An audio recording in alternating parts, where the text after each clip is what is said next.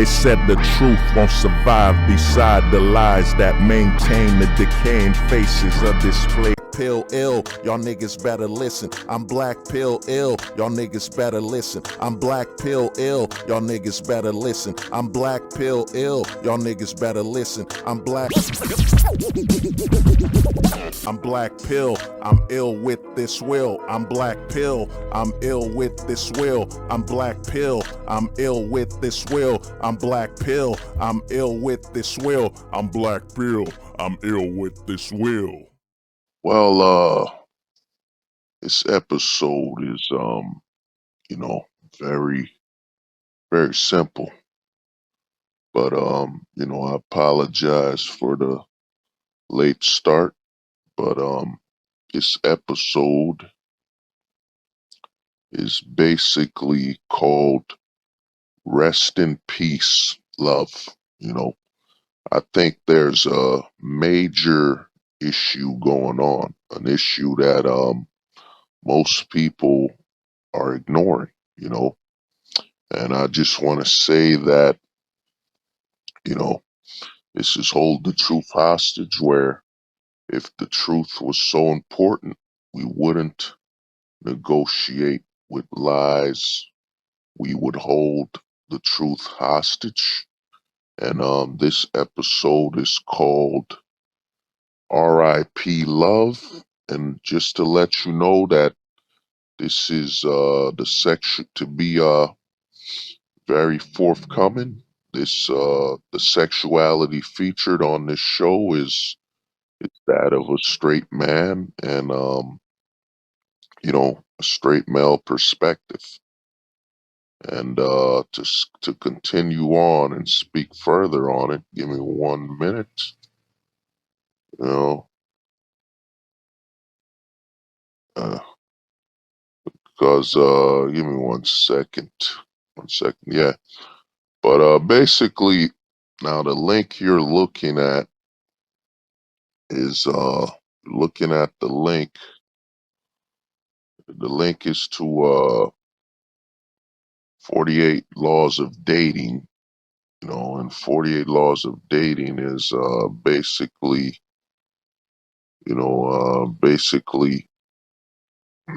one of the books that focuses on dating and what's going on. You know, now give me 1 minute. Give me 1 minute. Give me 1 second, people. Give me 1 minute. Oh, yeah. Give me 1 second. Why it doesn't add people?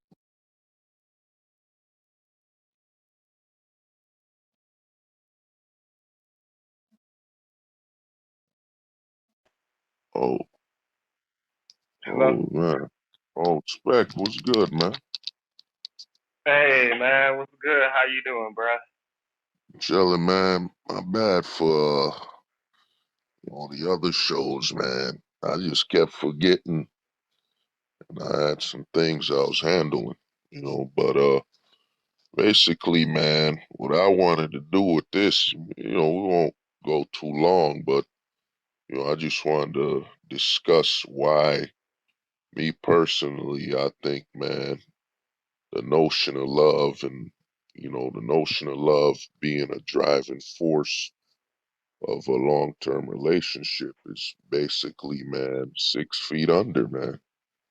You know what I'm saying? I just think that with everything going on legally, that the stability of relationships where it's built on love and that long-term interest and lust is basically done, man.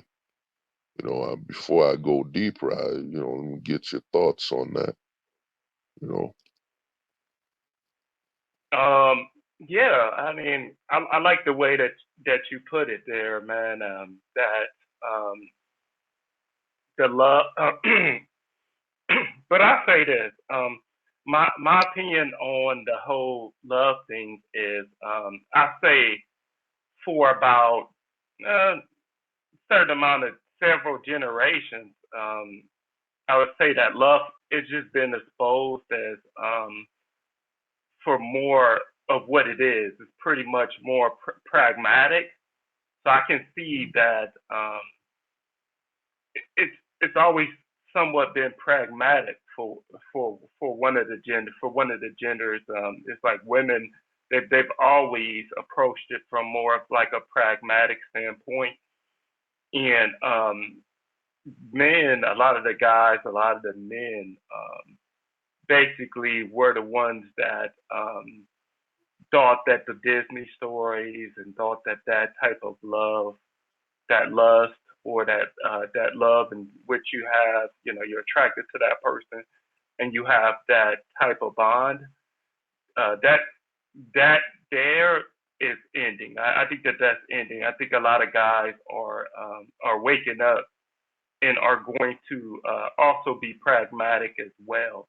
Um, Now, I hate to kind of uh, like go to another subject, but this is somewhat the same subject though. Mm. Did you hear about the Roe v. Wade, which just happened? Oh, that, yeah, yeah, yeah. Well, oh yeah, I heard about that. The law, they basically, removed the abortion law in a federal case. They letting the states decide something that should have been happened. You know what I mean? And in all honesty, I look at Roe v. Wade as a distraction. It's just like them going against the Florida governor when he said, you know what, you don't have the right to basically force, sexual identity and identity politics on children at schools. You know what I'm saying? You should only be able to teach that, what I'm saying, I'd say in college or something when they're 18, but you shouldn't be trying to sexually confuse someone at a, not, public school level, when they're like 5 or whatever. But to me, Roe v. Wade, man, it ain't. I look at it as a distraction, man. The government does this every few times. I mean, a big example is marijuana still.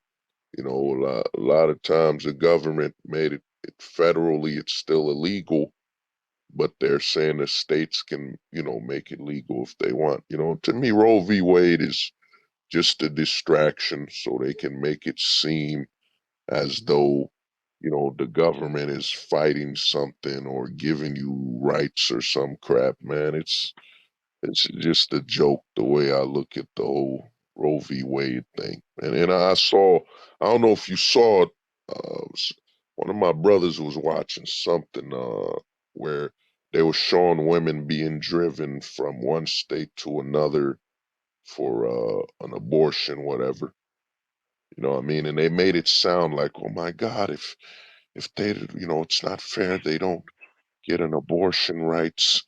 And they never mention, well, if you chose, man, and this is how sick I look at society. You got condoms, you got condoms, you got the day after pill, birth control, and even women have their own condoms, you know what I'm saying? Something I heard they could wear that's like similar to a condom, but for a woman, whatever. There's so many options to not even have to end up at a clinic to get an abortion that, man, is just predication on mental sickness. If a woman wasn't raped, you know what I'm saying? If she wasn't raped, then she has to get an abortion, man. That's basically a choice. That at some point has to be seen as a choice that you went through all this trouble to grow something in you, then kill it. You know what I mean? Go on. What would you say? Oh, no, no, no. You make a lot of great points.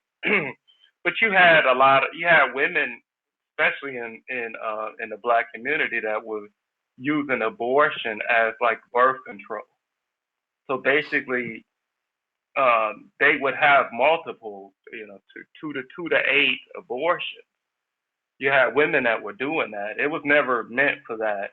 Now, like you said, if a woman was raped or something, or she had some type of health issues where she couldn't deliver the baby to term, Mm-hmm. then yeah, people would have sympathy for that. But for every case like that, I mean, we're talking about point point 0.05% of the actual abortion cases. Most of these abortions is just a woman that maybe she got impregnated by a man that maybe she didn't think had the resources that she could control.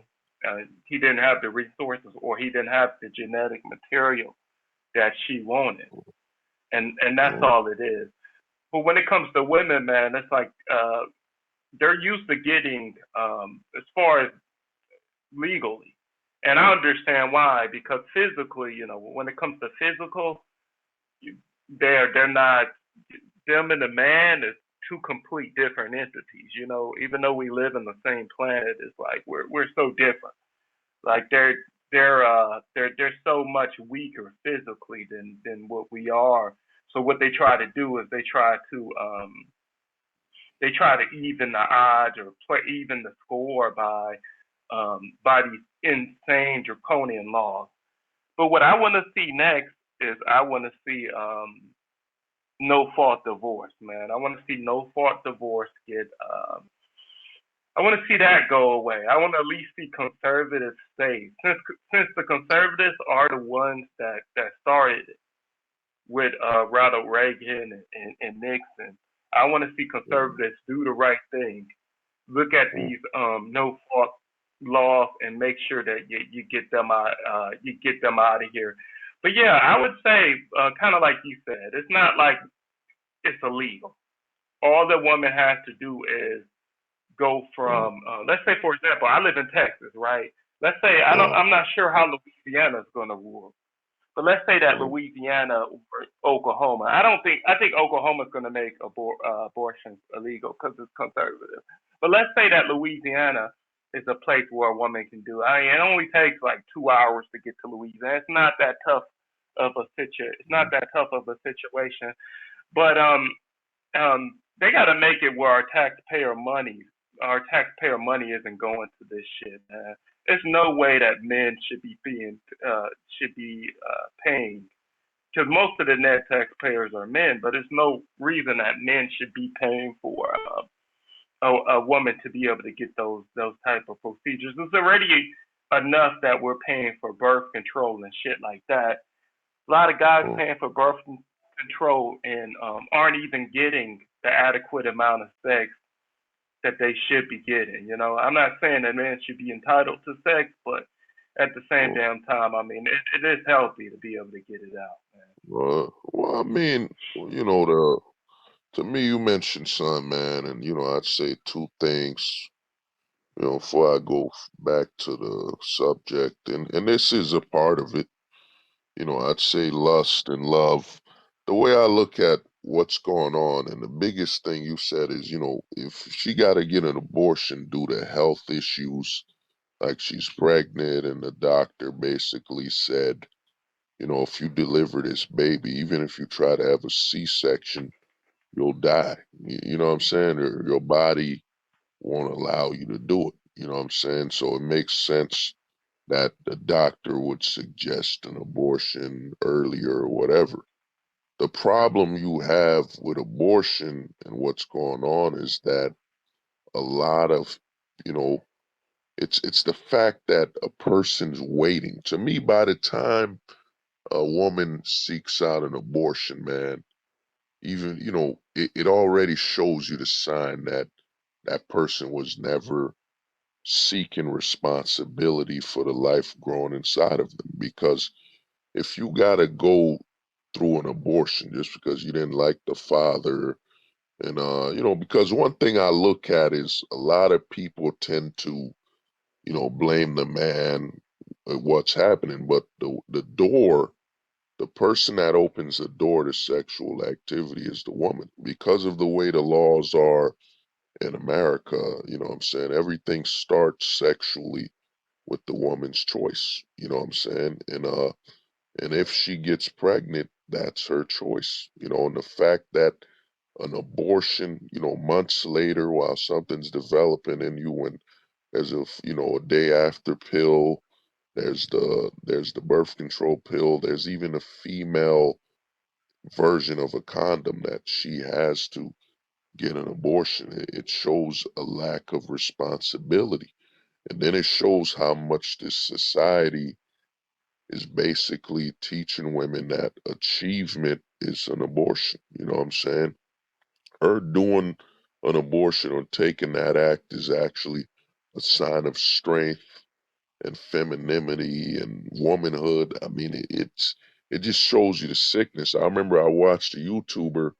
He doesn't make videos anymore. He has a channel called Sad Black Woman, and he basically said that, man, every day a football field worth, more than 10 football fields worth of abortions is happening just in a black community alone than other women. You know what I'm saying? It's abortion is being advertised as part of female nature. You know what I mean? In the society we live on. That's why this Roe v. Wade thing, they're promoting it. You know, if you're a normal man, you know, if you have any sense of logic, you're gonna look at it and say, man, you know, this abortion thing and this Roe v. Wade has nothing to do with me. In fact, all this controversy over it, it just shows you how sick this society is, that abortion is being seen as a right and an achievement, an act that must be done. When in reality, man, there's so many preventions in it. You know what I mean? It just shows you, in all honesty, that, man, when you remove male right and male authority, this is what happens. Because you got all these medicines, and in 1940, before, you know, Roe v. Wade, you didn't have all these abortions happening. It just shows you how, you know, the lack of male authority really affects the mental stability of women, man. Because the way I look at it, when you have emotion making the choices, man, you know, what's your thoughts on that? Uh, You know, yeah, yeah. Yeah, it's interesting, man. It's very, very, very interesting. You know, the things uh, that you surmise with your comments, and how, okay, as a man, when it comes to the law in America, it's like you're just so numb. Like you're pretty much numb from really what's going on, because every time, I'm not gonna say every time, but usually when there is a law that is passed, usually it's a law that's against you, and it's against masculinity. It's limiting masculinity. I mean, we've seen it throughout our whole lifetime with the whole Me Too. So the entire Me Too movement, and everything against the executives. I know, you know, it was against the executives. You also seen it against athletes and just normal guys. I mean, everyday guys being accused, and due process just being um, just basically no due process not being followed, and things like that. So every time, you know, you hold your breath every time that that you see one of these cases. Now, when it comes to this, man, for me, what I get out of it as a normal heterosexual man, what I get out of Roe v. Wade is I'm able to we're able to see, and what I like is that we're able to see the reaction. Now with all the cameras and everything like that, you can see who's protesting. You can like see exactly, okay, who's protesting, who is against the decision that was made, and stuff like that. And what this would do for normies like me and you, we probably already nothing really surprises us anymore. You know, from the black pill mind. mindset. We really don't get surprised anymore. We don't get surprised that there's women with thousands of avenues or thousands of things at their disposal to keep them from having kids, from even having to get to abortion. Now, when you get to that abortion standpoint, it's like, okay, you failed all the precautions that you had before. That's telling me that you are either just hella irresponsible, or you were trying to rape, you were trying to rape that man's emotions. You were trying to rake him over the coals. And when it comes to blacks, I don't have the exact number, but I do know this. I know that we're constantly been at 12 to 13% in the last decade or so. As far as population goes, I know that this law is not for black folks. It doesn't really even matter, in my opinion, if it's for us or not for us. But we can look at the impacts and the ramifications on what abortions have for us. You know how many geniuses we could have, black geniuses, black, especially when it comes to boys, because they abort boys a lot more than women or black boys. So you have to think about, okay, how much more black men could that have been? Critical thinking black men that are going out here and actually being productive and constructive. You have to think of. So I think about that, man. I think about all of that. But then again, I do also think about um, the type of women that's going out there and actually having these abortions.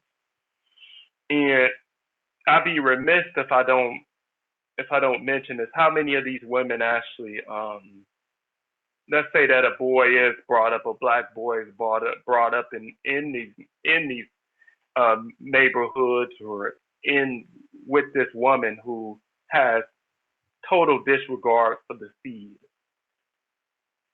I think about sometimes what would it even be a good situation for that boy? It'd be basically hell and high water for him to even be able to survive with her as the mom. Now, when it comes to adoption, sometimes adoption can work out, but I've been like just observing some of the black a lot of these black women that are raising kids alone, and I'm just like, man, I can see why a lot of these young black I'm not putting 100% of the blame on black women, but I can see why some of these guys are growing up and aren't able to read over a certain reading level and stuff like that, and which is very crucial because intelligence, man, intelligence and delayed gratification, those two things right there, um, it could be the difference between the actual life that you end up living when you get into your 30s and your 40s and your 50s and stuff. So Oh I know yeah. I do a lot. Well, I mean, the way I look at it, man, with what you said, and I say this is why I say love is basically, it's rest in peace love, because with what's happening with abortion, and if you look at the black community, which was 15% and heading upwards, you know what I'm saying, until the government basically did an operation to wipe out the population. I mean, the black community, a lot of people don't look at it, but it's going extinct. The native black American in America is going extinct because, for example, I'm Haitian, and a lot of Africans, Jamaicans, whatever, when they fill out the census, they fill out, black. So a lot of them that are foreign are saying, yeah, we're black too. So it looks like the black population is far larger than it is. But in America, black people are going extinct because of how well the operation of pro-abortion with more abortion clinics than birth clinics, with the drug epidemic, and then with the promotion of removing a father from the household. I had a friend of mine who told me back in 2010 he couldn't get government aid, to help his family because he was a father that wanted to be around. Like they deliberately will not provide money or aid to a family if the father's there. If the government was all about conserving family values, it would only make sense that when a father's around that they would give more help, more money, because you want more stability. But in reality, they don't want no stability, man. They don't want none of that. And the reason I look at abortion, and even when it comes to, they've trained us that, like you said about men aren't entitled to sex. The truth is we are. You're entitled to the opportunity to having sex, be it pain, be it starting a relationship. A man is entitled to sexual activity. The problem is we're in a society where the men's interests are not the default. You know what I mean? Sex isn't a default interest unless it's from the female perspective. And the government knows if they have emotion leading sexual activity, they're going to increase that option of children being born out of wedlock. It's going to promote, potential prisoners being born, for the private prison, less stability in the household. Because if you look at the transition, as soon as all the laws were benefiting women, you had a lot of unjust and unplanned births happening because the whole ideal of it was based on emotion. You know what I'm saying? I look at the rate of abortion and the increase of the non-family household is just, man, this is what happens when you don't have men's interest as the default. You know what I'm saying? It's crazy that, we're grown men and we're talking about a society where we don't have the options, man. We're not the default interest. It's just insane. And when you look at this whole love thing, I look at love and lust. I look at love more as you're lusting for someone or you linked with them and you're planning a routine. You know what I'm saying? A lot of men, you'll love a girl, you just look at her and say, man, I want to be with that my whole life and I want to maintain this lust as a routine. I want to build a life around her and me, whatever. And now men are looking at it, man, this is a trap. If I look at the lust and the routine of being with this person as a reason to invest in a household, living together, moving together, marriage, I'm not looking at the law. I'm not looking at what I have to lose. And what I think a lot of women aren't looking at is, man, love was a reward a man would give a woman. I love you so much, I'm willing to invest my whole life into you. And now that's basically it's dead, man. The way I look at it, that level of commitment is dying. I look at it with every year, man, and with every generation, they're now laughing. I mean, I don't know if you've seen it on YouTube and online where they're laughing at guys. You know what I'm saying? Back in the 90s, they used to call you the nice guy. They're now laughing at guys who, I love her and all that. And your first instinct now is to laugh at a guy when he tells you that. You know what I mean? Oh, What's your thoughts on it? You know? man, shit. Man, I'm gonna say this. I'm gonna say, government, not only government, but I'm gonna say like social media and stuff. Social media has kind of what you're saying. It's taking the veil and it's taking the mystique off of something like marriage or love as well. Uh, that's really what I would say. Yeah, there was. I didn't see that actual what the video that you're actually referring to, but I do know that, or it just seemed like when it comes to the whole love thing, man.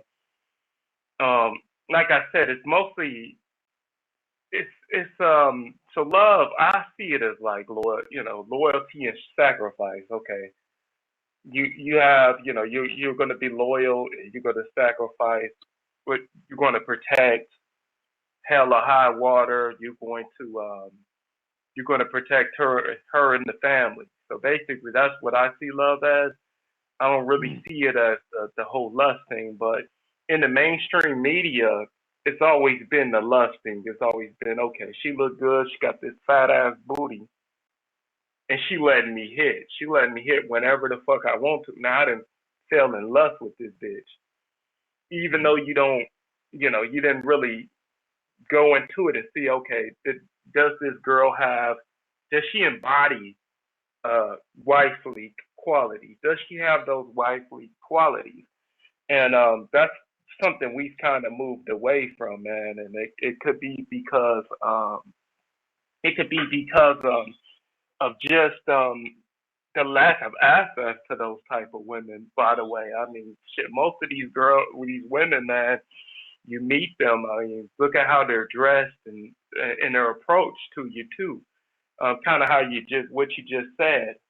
Um, a man expressed his love, and you basically got ridiculed for loving, for saying that he loved a woman. And yeah, that's ridiculous, man. It kind of reminds me of something that I seen on TikTok, and it was a man that was getting married to a woman, right?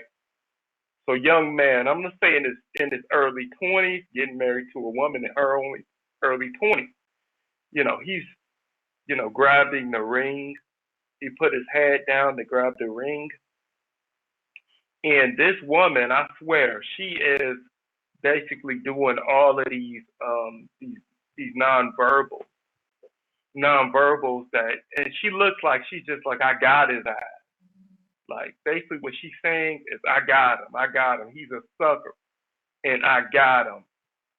That's basically what you see by her nonverbals. It's like um, these women, man, they're just so much more cunning than what men are in 2022, man. But like I was saying earlier, I do think that a lot of the guys, they're going to find the spaces. They're going to find the individuals that's talking.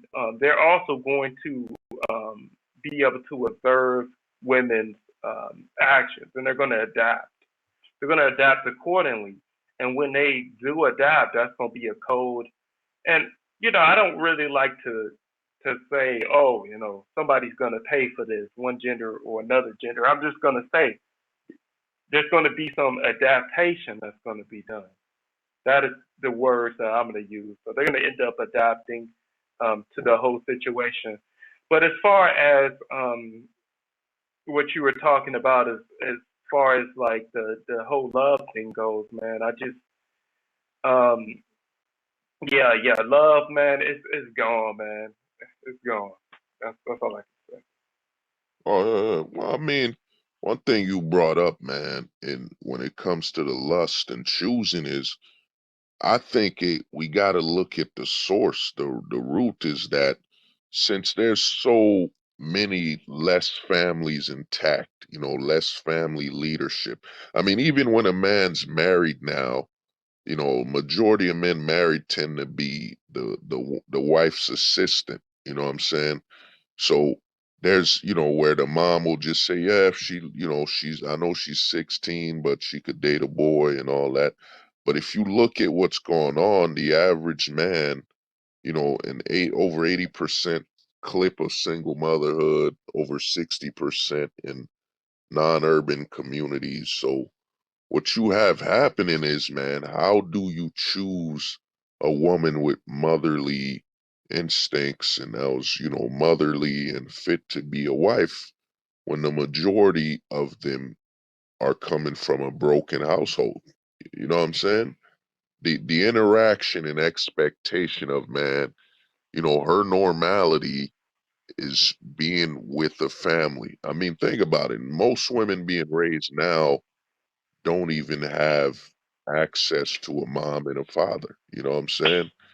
They don't Yeah. even have that. You know what I mean? They don't even have access to nuclear family setup. They advertise so much.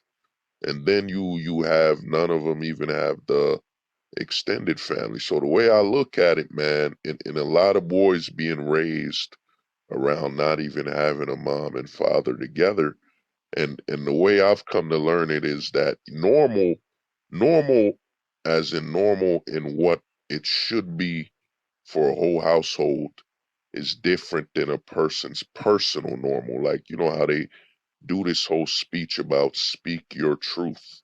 You know what I'm saying?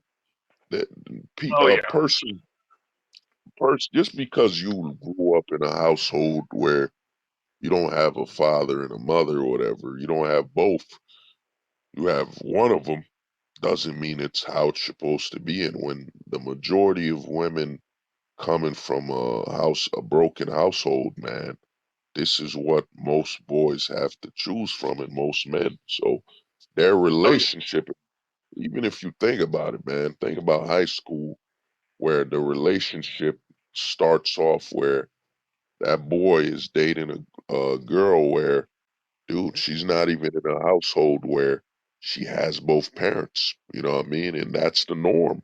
Like that's the normal expectation for a large majority of communities where you're gonna be dating someone where they never had the experience of both parents being in the house, you know? Yeah. And if they did, and you make a great point there. And if they did, then like you said, usually the husband is like a assistant to the wife. It's not like the woman is a helpmeet. It's a totally it's something that's totally different from what was supposed to happen. The woman is like barking the instructions and stuff like that. But yeah, a girl, she has to be taught to be a wife. She has to be taught to be a wife, and the man should be able to emulate another man in order to learn how to actually be the husband as well. Mm, well, that's that. Yeah, and I mean, the thing you're saying is, way I look at it with what you said about loyalty, man, and it shows you the difference. You know, this is why I say this buzzword of we're human. No, there's a difference, man. A man will visualize. We're very, I think we as men, we tend to simulate a lot of things, man. They call that long-term vision or planning. We tend to simulate everything. You know, if I marry her, all right, what we gonna do? How we gonna live? We ask all these questions, you know what I'm saying, and start planning for it. And when a man loved the woman, he would invest his loyalty and his planning for the future. You know what I'm saying? But when you have lust and emotion as the driving force, it shows you the difference in sexual activity and relationship activity between men and women. You know, and that's why, in the black pill, I've been telling guys, man, attraction equals safety. Like a woman, if she's attracted to a man, she basically will say, everything's safe, the future, everything's safe, everything's good. There's no planning needed, even if she doesn't know this man from, she doesn't even notice where this man lives or who he is. A woman's breeding perspective is far different than that of a man. There's no long-term planning. It's just she's attracted to the guy, she's all in. You know what I'm saying? That's all it takes. Once that attraction is there, she's safe. She's all in, and then you see a child being born by a dude who's a drug dealer, criminal history, whatever you want to call it. That's why I told some guys in a video way back, man, you're gonna have to forgive your father, man, because a lot of times, even if let's say your father was he didn't have a job, he was in high school, whatever, when your mom got pregnant. What if he was wearing a condom, man, and she did what she did to pop it? loosen it while he was in there. And then she chose to keep the baby. You know what I'm saying? So a lot of guys will say, yo, man, I blame my pops. And this is why I say the feminine agenda, the agenda to feminize men, to have them just look at the female perspective and not for one instance think of, man, was my pops, did my pops even have a choice for me to be born? Was I even born with a long-term thinking in mind? Or was I the result of a revenge? Am I a revenge baby? Am I a force baby? You know what I'm saying?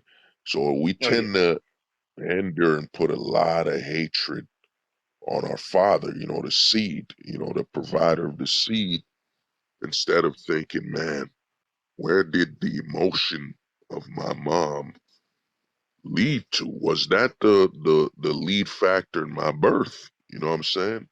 Because what they call that sperm jacking. A lot of Sperm. times, man, is that what they call it? Yeah, The yeah, I agree. Yeah, it's sperm jacking is what they call it. But man, when a man is a young man, or when a boy is young, not a man, a boy is young. He only gets that female perspective though, and that female perspective is, your dad is no good. Your dad is no good. He's a no good. He's a deadbeat. Somebody tells you that over and over, then um, unless I don't care how smart you are as a young person, that's what you're going to believe. What you're gonna formulate. You're gonna be like, hey, Pop, he gave no fucks about me.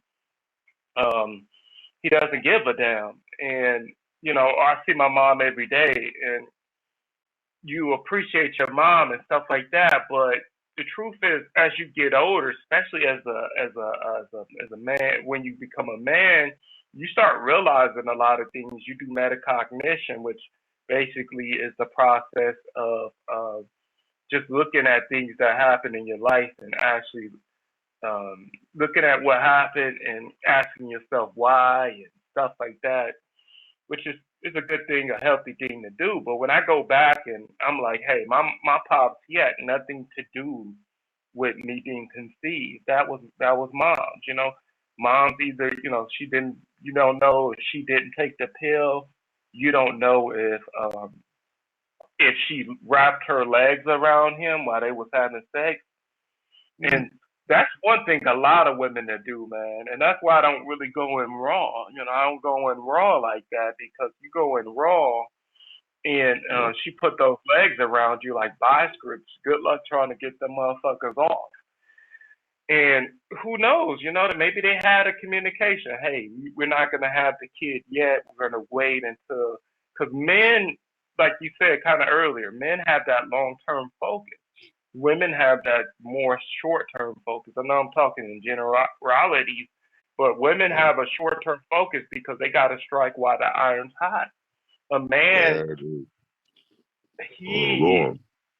starts to blossom into who he actually is when he gets older.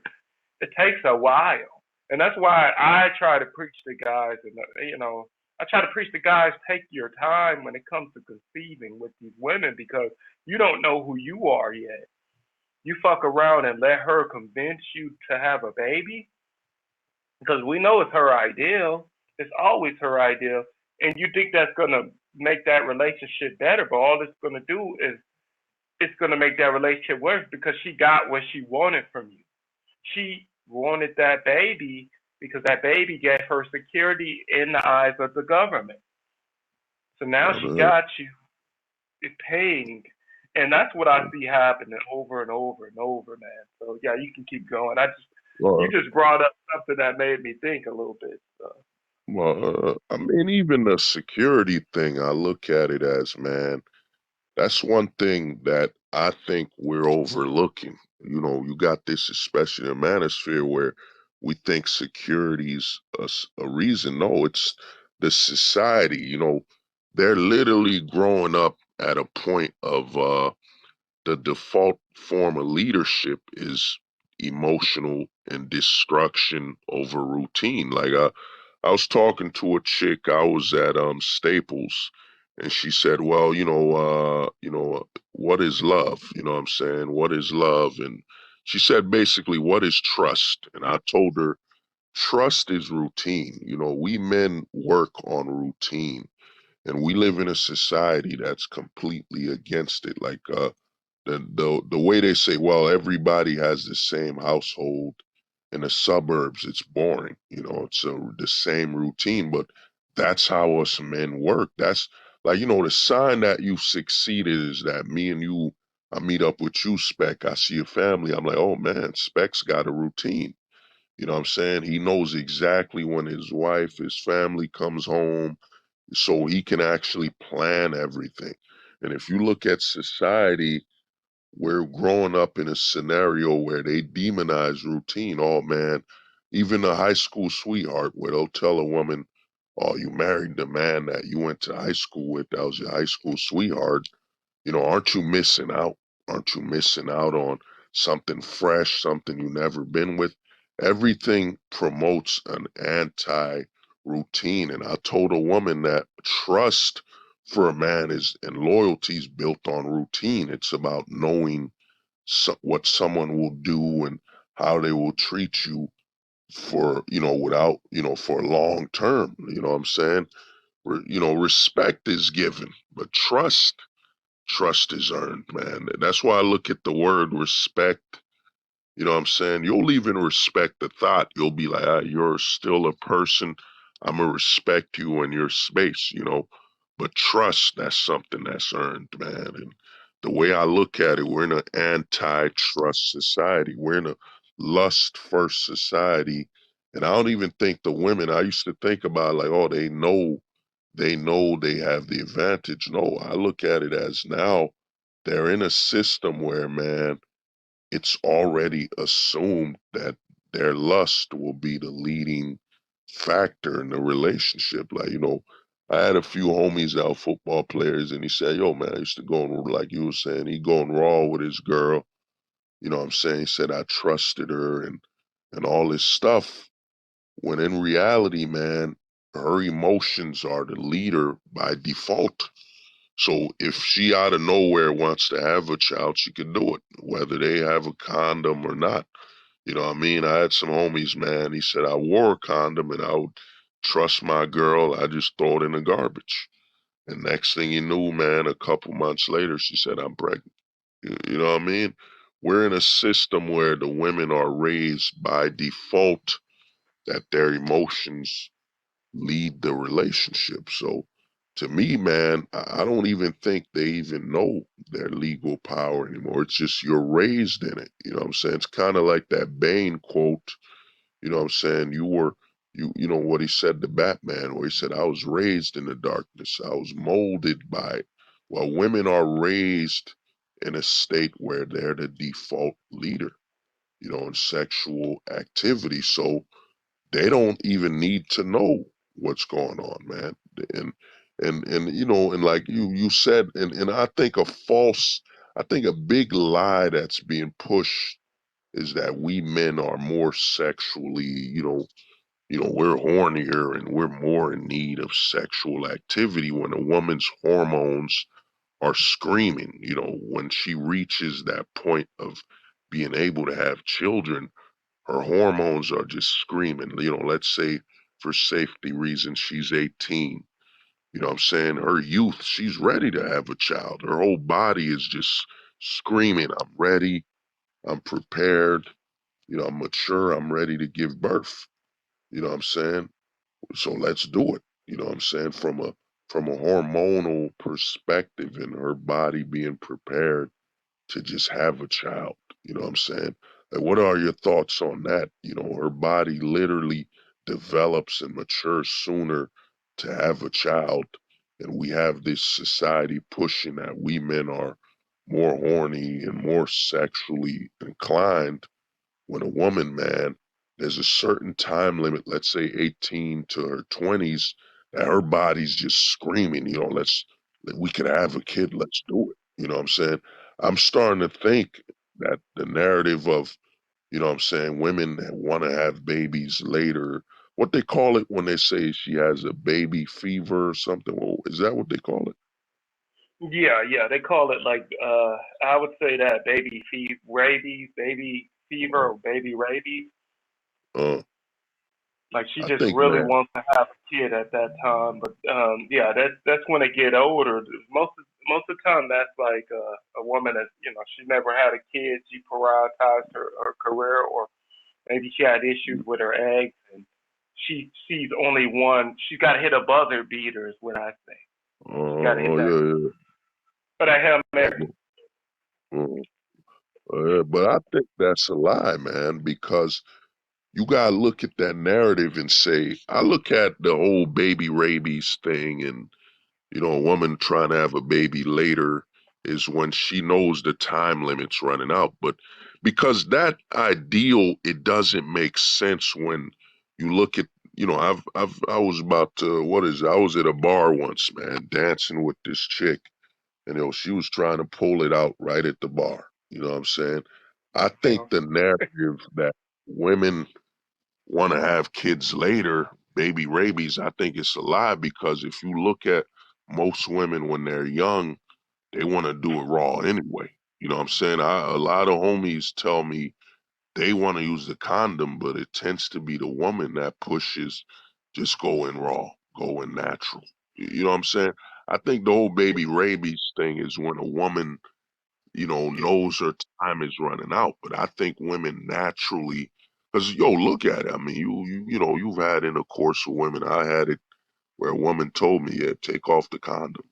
If it slipped off," she said, "keep going in." You know what I oh mean? yeah. So the question becomes how is it baby rabies when when women are young, they want to do it raw anyway.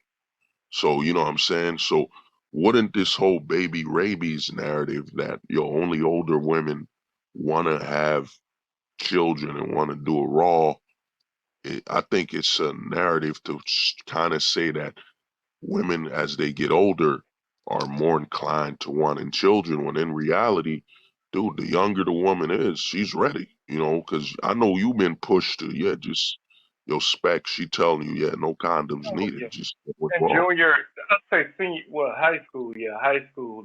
And it was way too early for me.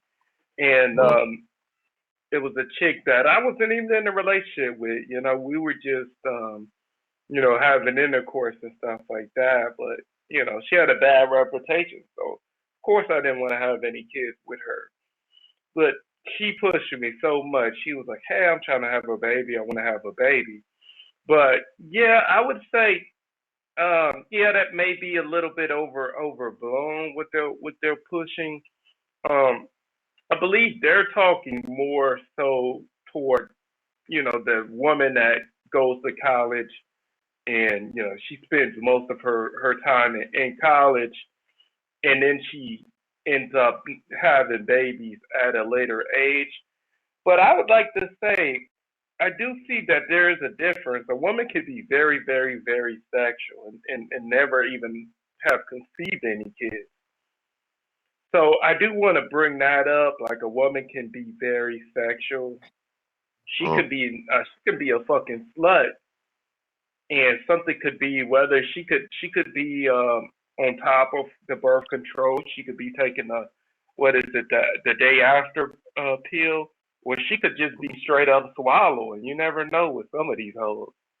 Um, oh, she could be doing all that. So I would say this: I do think that women are just as thirsty. Well, I don't want to say thirsty, but just as horny as men. They just have it yeah. at their disposal. You know what I mean? It's like, okay, it's like somebody saying a woman is not as hungry as a man. Well, You know, just because that man may have, dominoes, or whatever type of piece of place on speed dial, because yeah, yeah, I don't know. Yeah, yeah, he may have it on speed dial. She may not. She probably trying to keep her body right or whatever. But at well, the same time, that doesn't mean that she isn't isn't as hungry or prone to eating that as that guy that's just gonna call that restaurant or that food place ASAP. Women, they have access to the market, like you said earlier. They have access to the whole sexual market is theirs. 100% of it. Um, and wherever they go, and I'm gonna say this: no matter how the woman looks, even if she puts on some weight, even if she's fat, even if she's Lizzo size, yeah, she is going to kind of think that she doesn't have the options because they're picky because they're picky. That's just the way their biology is. So when they're not able to acquire a certain man that they're attracted to, which is not, it's a select few.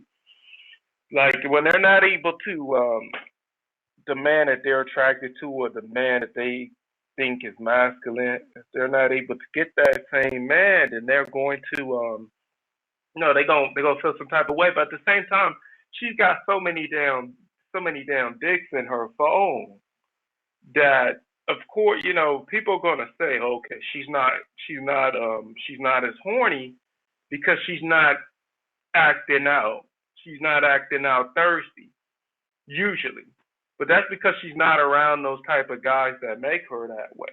But if you go to like a concert, go to a concert where it's an R&B singer. You'll see any guy that says that women aren't horny, that guy must not have any sexual experience with women. Well, he needs to go to a concert. If he goes to a concert, he'll see some shit. In what concert? I mean, a concert in which that the guy is a chick magnet. Like even a Drake concert. If he goes to a Drake concert, any woman in the stands, Drake can pretty much fuck. You know what I mean? Anyone. You can bring them up to the stage. He can pipe them down right then and there if he wanted to. So I think another issue with the space is that guys they still think that these women are fucking nuns. They still think that they're sexual beings, sexual creatures, damn near maybe more than fucking men, because it's there for them. Well, I mean, not to interrupt. The thing is this, man. I think, man, this is why I say, man, they fear us having this black pill perspective and looking at things, without emotion and attachments is that, man, I think we've been taught a lie. I think women are more sexually interested and more horny than us because look at the law of flirtation. Like when a man talks to a woman, I say odds are we tend to approach from a less flirtatious perspective. Most women I've talked to or, show interest, they lead with flirtation in their sexuality. Like a woman she's interested in you, she's gonna hug you from a forward, like leading with her chest and her body. You get what I'm saying? You seen it when a woman's interested in you. You like, man, she hugging me, but she hugging me with her body. You know what I mean? Like leading up to talk to me with her breast and all that stuff. I think we've been taught to ignore women's, being women's, approach and how they talk to us is sexual. I mean, everything, every time a woman starts talking to you, man, automatically, if it isn't flirtatious, that's the sign that she's not sexually interested, whatever. But usually, man, from the get go, if a chick's interested in you, she's approaching you sexually. You know what I'm saying? And I think we men have been taught to ignore and create this falsified narrative that, dude, we're the ones that are hornier and more sexually active, when in reality, everything you see a woman do tends to be about sexuality. I mean, look at the hugs, the way they talk to you if they're interested. The way they You know, dress, the it makeup, the all. way they, whew, Mm, I mean, shit. yeah. The swing. I don't know anything about this, but I say this, Horror Maxer too. He makes these videos off of talking about he went to these swinger clubs and shit like that, and these women basically at these swingers clubs, he was saying how horny these women is. Like these women just want to get piped down, and these be married women though. So you got to ask yourself, men, we are more conservative sexually than what women are. Believe it or not, because and that's what I'm getting, at least now, at least in 2022. But you can keep going. Bro, give me a minute. Keep going. I got to use the restroom Yeah. quick. Oh yeah, But no problem, man, no problem. But yeah, I'm getting that more so. I'm kind of getting that more so because I know when it comes to like a lot of women, well, I won't say a lot of women, but you can ask a married woman or just a woman that's attached, or just ask a woman that maybe she's been drinking, so her inhibitions are kind of maybe her inhibitions or she lets her guard down or whatever. She's most likely going to one of her remarks will probably be about her husband's prowess. So she's not she's not much into him anymore, or she'll even say that he's too conservative, at least sexually. It's women that are out here these days. They don't even want to be in a full blown relationship. It doesn't seem like a lot of oh, them are, huh? oh, go They on, brother. Go. Mm. they don't even want to be in these relationships. It's like men are. It's like it's us. It's like it's men that's wanting to be in these relationships. At least in the West. I'm talking toward the West, and I believe because the West has been, it has been diverted. Like a lot of these social psychologist individuals, they know that women are sexual creatures as well, are very sexual creatures. But for the longest, we have been able to harness it. We came up with certain things like the chastity belt and not, Oh, or hold on. Notice what you said, man. The chastity belt. Because, man, I'm looking at it. This is why I value these conversations. Because when you talk to another person that's on the same, this black pill wavelength of, we're not looking at it emotionally and or attached. You start thinking, why would they have a chastity belt if they could control their sexuality? You know what I'm saying? The very notion of the chastity belt is to say, and notice what they used to showcase where fathers will be, man, I hide my daughter and I keep her under supervision because, man, I know that if she gets free, her sexuality is going to lead to a decision that I can't control. You get what I'm saying? I think, no, man, when they want to push, when they want to damn and put negativity on men, they say we're more sexually interested and more sexually active.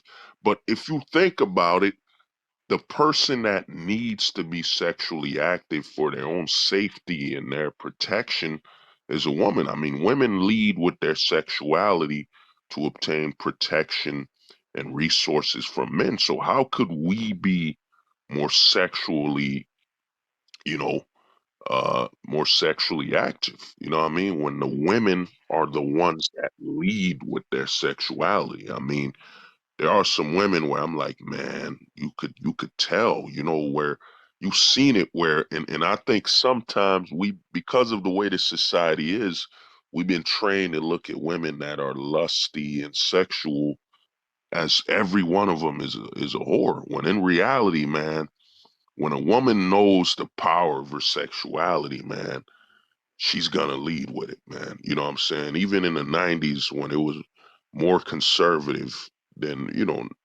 not as super conservative as it was in the 60s and whatever, but when you look at it, you're like, man, when a chick knows she's hot and sexually powerful, she's gonna lead with it, man. Even if me and you go back to 90s and say, yo, we remember chicks that used to wear tighter clothes. It ain't nothing like today, but we'd be like, man, you could tell when that chick, when we were in high school, was that she knew, you know what I mean? She knew that the raw power of her sexuality and the interest it demanded that she could get whatever she wanted. You know what I'm saying? Or if she couldn't get what she wanted, then something's wrong with that guy. You know what I mean? You know what I mean? So the way I look at it, man, I think we've been tricked.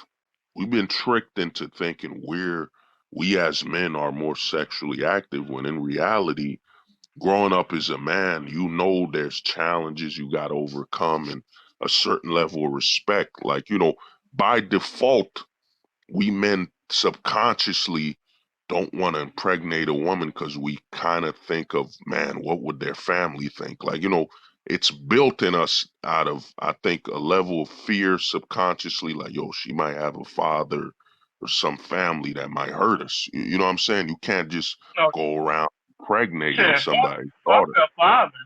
Shit, fuck the father. Shit, the government's gonna penalize you. Mm, A lot of guys they see women as agents, and I don't blame them, man. Agents of the government, because at the end of the mm, day, the government is going to take their pound of flesh on that man if he creates a baby, if he creates a baby with her.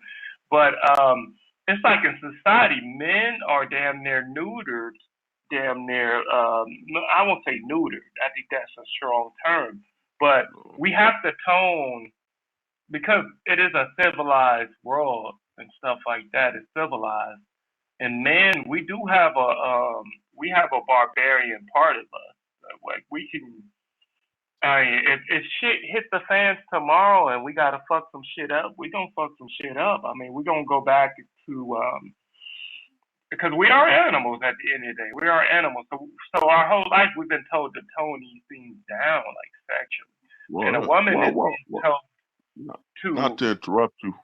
yeah, I don't think we're animals. I think, man, we've been told to tone down our masculinity. Like me personally, like for example, people say sexist is wrong. No, man, I tell people, dude, sexist is just a natural way of looking at things, man. It's factual. If you put a male scientist near female scientist, there's a major difference. The male scientist knows, man, he chose to do this and he wanted to do this and he went through it. The female scientist, she's being allowed to be a scientist and her emotions still affect. Like, for example, let's say you're trying to conserve a species that's going extinct and poachers are killing that animal. You know what I'm saying? We men will probably say, yo, man, to protect these animals going extinct, we'll damn near say, yo, the death penalty's gotta be applied to the men that's poaching the species. You know what I'm saying? While the yeah, woman will go more on a nurturing route, we just need to put more money on protecting it and we gotta treat these people with education. No, us men will lay down the law and say, nah, man, we're gonna protect it, but we gotta let it be known. Anybody that poaches this animal, your life is on the line. You know what I'm saying?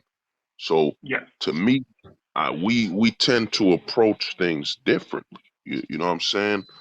And yes, I think we've been lied to, man. I think women are more sexually interested and sexually active than us, man. I think the media and JP, I'm gonna call him in to join, but JP always told me, man, if you look at things, the government has been training us on how to be, our decorum when it comes to how to be sexually active and all that. When in reality, I think, man, I think we're doing a major groundbreaking moment here. I think, man, women are more sexually active, man, and they're more horny than us. Because if you look at it, when a woman's interested in you, dog, yo, the skies, there is no limit. Yo, you could fuck her on the roof. You know what you I'm fucker saying? anywhere, bro, and Anyway. that's true. Like I've experienced that too. You know when you have her. When you have her, it matter where you are. Um, and that game stuff, spitting game. It doesn't matter what you say to her. You could say anything to the broad. She's gonna be ready, man.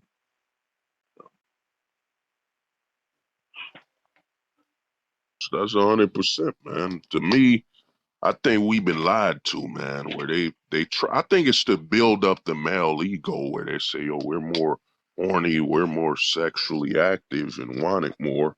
When in reality, man, a woman leads with her sexuality. In fact, JP's here. Let me ask you, son, JP.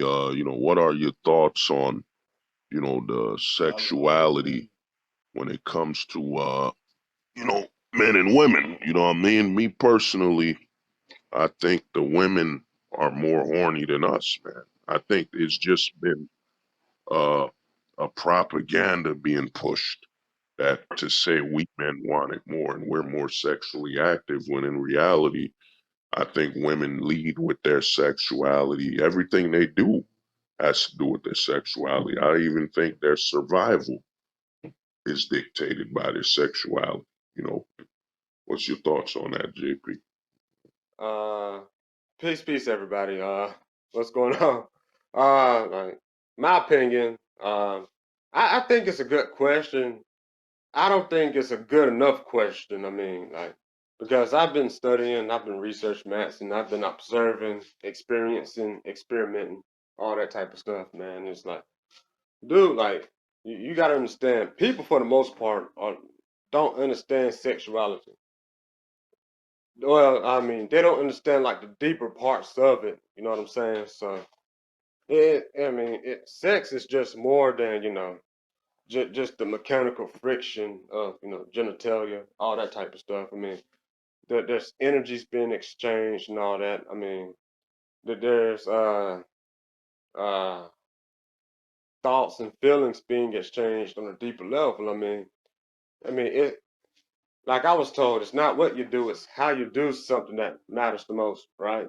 So, I mean, like, if you're fucking a chick and you're fucking her from the standpoint of, you just got some pent up energy, you just want to like release some stress and all that, then that stress you're releasing is gonna go somewhere. Now, who's gonna take that stress? I mean, probably that chick you're fucking, and she might take it and give it back to you, or she might, move on and and put it off on somebody else and all that. So, um, that type of thing, right? I mean, and it gets even more, crazy if you become committed to somebody because, I mean, I hear the stories all the time, what I'm saying? Like, like they're making love to their significant other, and then like a day or two later, that they're having a fight about it, and they're wondering what's going on when it's perfectly obvious what's going on. I mean,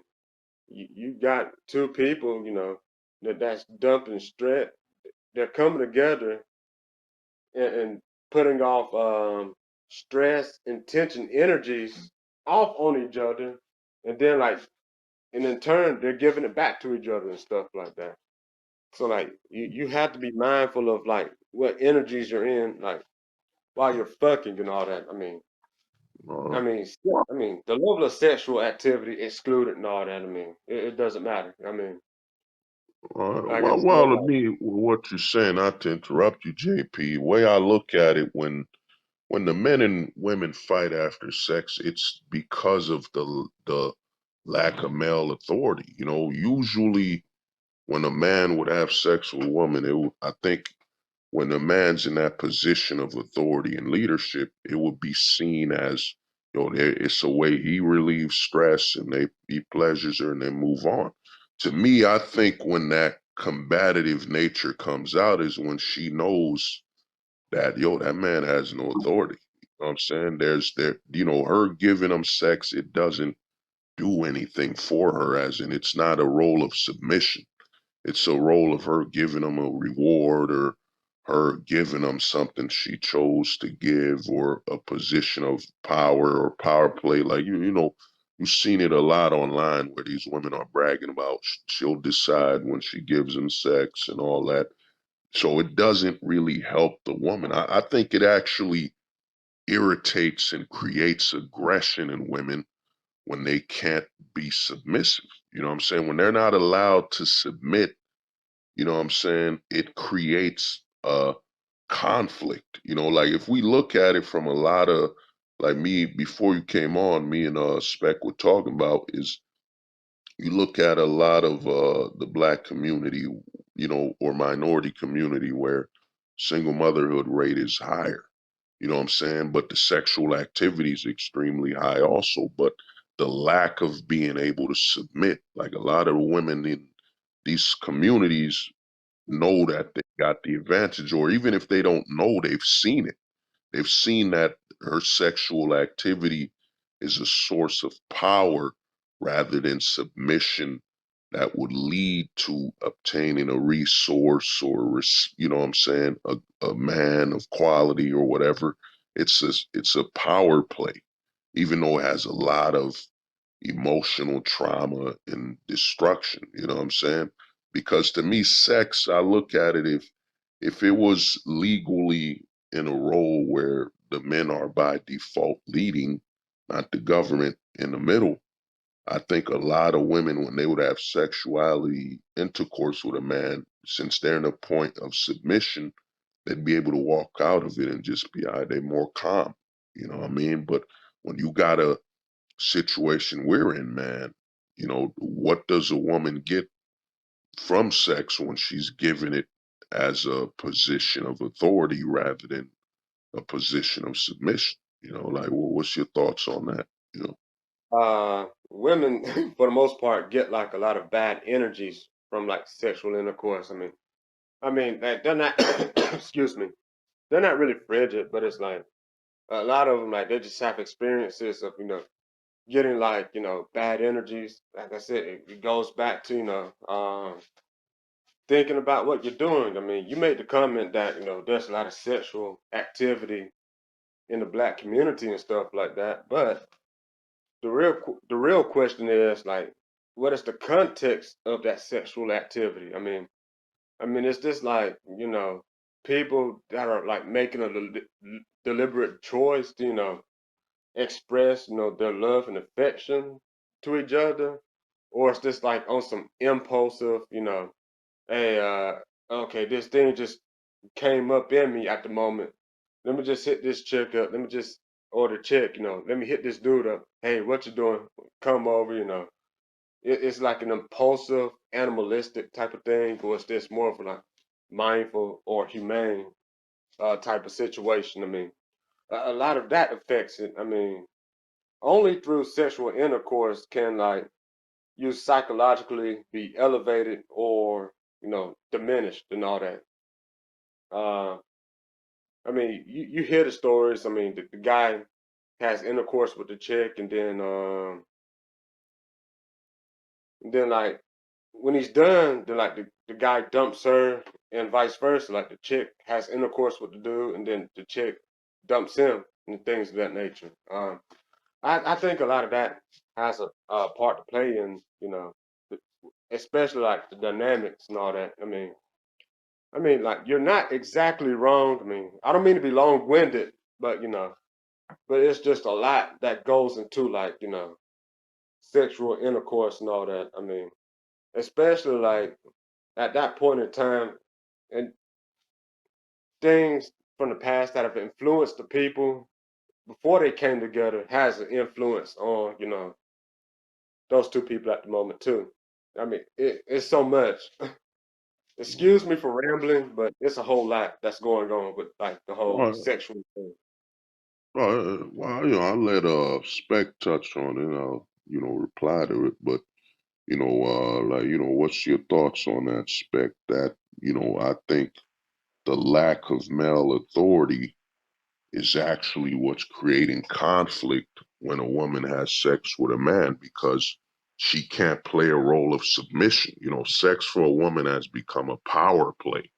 You know what I'm saying? Like she gave him sex or, you know, is using it as a tool rather than it's a point of submission and allows her to just, you know, be calm and release. Like one thing they've done, I look at submission is they've told women, a lot of women it's negative, but when in reality, a woman that could submit to a man, find a man she can trust and submit to, is very relaxing because it's basically telling her just let your restraints go and just be loose, be loose and submissive. It allows her to relax. And then for that man, it allows him to just release some pent up energy or whatever, kind of like JP's saying, but it allows you to release some energy. What are your thoughts, Spec? Do you think because sex for women has become a role of authority rather than submission, that's what's leading to a lot of the conflict? What's your Um, thoughts? yeah, I think that the feminization of men. So there's been a whole. I would say there's been a whole the feminization of men. That's been happening for I would say the last 6 generations. Well, not 6 generations, 6 decades. Let me go with 6 decades. Um, starting with I say not the really with the boomers, but with Gen X. A lot of this stuff has been happening with Gen X. A lot of the feminization have been done in the courts, also socially. Um, so basically, what's happened is the man has basically he's been replaced with the government, and the government has become that masculine figure that women have basically um, depended upon, and as a result, a lot of the men, especially now, a lot of men have just become a lot more feminized, and you can kind of see it with the whole proliferation of the only film, the proliferation of guys wanting to be observant, not wanting to participate in the action. They'll rather watch another dude be masculine with that woman than for them to be masculine and to get to obtain that woman. So it just seems like a lot of men, uh, their agency has been taken away from them. At least the masculine, them being masculine and being dominant, and also being able to I'm looking for another term, but being active. Them being active in the whole role, in the whole engagement. They're just not um, able to be active, or at least that's what they perceive. That they don't have the ability to be as active as they once were. And basically, what that does is, okay, when that dude does obtain a woman that wants to have sexual intercourse and stuff like that, he's not able to give that masculine active energy to that woman in order to turn her on in the way that he should be able to. So yeah, it does seem like so I do agree with you, hold the truth hostage. I would say this part of it too. Even when the guy um, does, let's say for example, the guy does, he does have that masculine energy, um, and this may contradict with a little bit of what I said earlier, but um, the more energy that a woman, so yes, sexual energy, it is a thing. It is as a thing, it's spiritual, basically sexuality and everything, and the whole process of having sex, it is spiritual. So every time a man has sex with a woman, he is leaving her with some remnants of him spiritually. And if she does have sex with too many men, she's going to have personalities, and she's going to have different aspects of all of the men that she did have sex with. So it is when she does have sex with a guy that maybe the energy isn't similar or doesn't mesh with the energy that she received cumulatively from the other man, that could potentially be a big time issue with her and with her. So yeah, that's what I want to say. Yeah. Well, I mean, well, with what y'all said, man, the way I look at it is, when a man has no authority, her sexual impulses start to become a tool to submit him. So you gotta look at it as it used to be a woman just when she's having sex, she just gets to relax, submit and just enjoy pleasure. But now she's in a position of authority.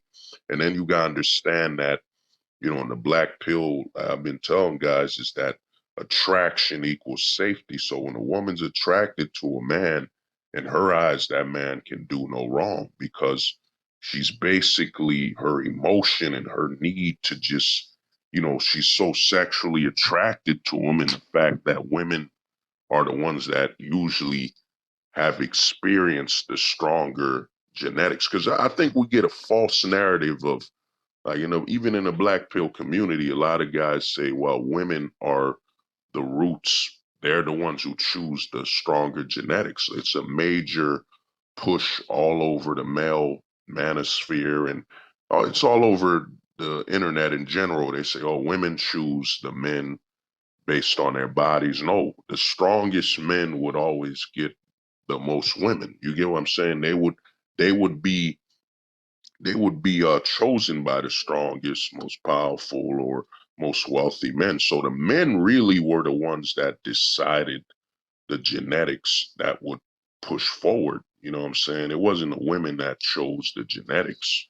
It was the men. The strongest men would inevitably get a harem or a lot of women. You know what I'm saying? So they would choose. But I think when you put this in the woman's footing, when you allow her emotions to lead her sexual choices and so on, that's where you get the negative because the most women now, I'd say in the West, America, Canada, they don't get to actually have sex and just relax because it's an authority move and it's pushing women who usually make their choices based off emotion and at the same time attraction and fear.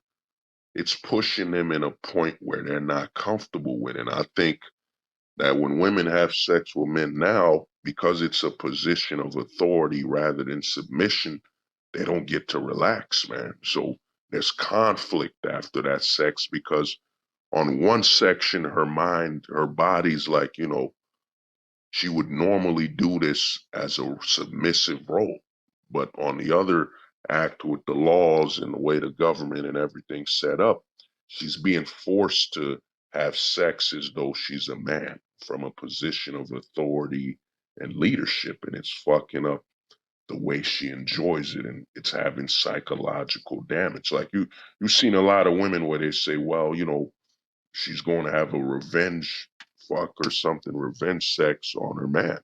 She's using her sexuality as though it's a strategical move, and it does a lot of psychological damage. I've seen a lot of chicks from working the nightlife where you see them. She said, "Oh man, she broke up with her man. She just here to fuck a random guy to get it off of her." You know what I'm saying? And you're looking at it, that's not a strategical move. You know what I'm saying? So I think a lot of women are getting messed up by this because they're being put in a position where their sexuality is authority. And what it does is, man, it doesn't allow them to play their role or even enjoy being a woman. Because a lot of the stuff we look at, a lot of women are being forced to experience the male narrative. And then if you look at it from the communities with high impacts of single moms and what the damage is done, you see they weren't built for that, man. And even in our male space, like I said, we get a lie of, a lot of men in the manosphere saying, women are the ones that choose the genetics.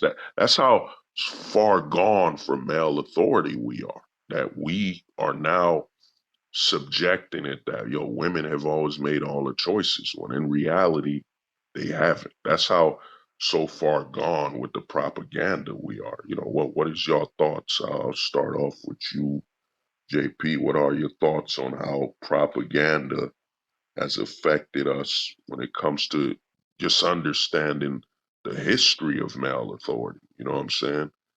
Well, what's your thoughts on Propaganda, male authority, all that type of stuff. Let me see. Uh, I, I could talk so much about this type of thing, you know what I'm saying? But it's like, I don't think, I mean, you can't blame the social engineers for pushing out propaganda as much as you can blame the people for like giving their power away, their intellectual power, their power of belief away, and to just blindly, giving credibility without validity and all that. That type of situation. But that's how I see that whole issue.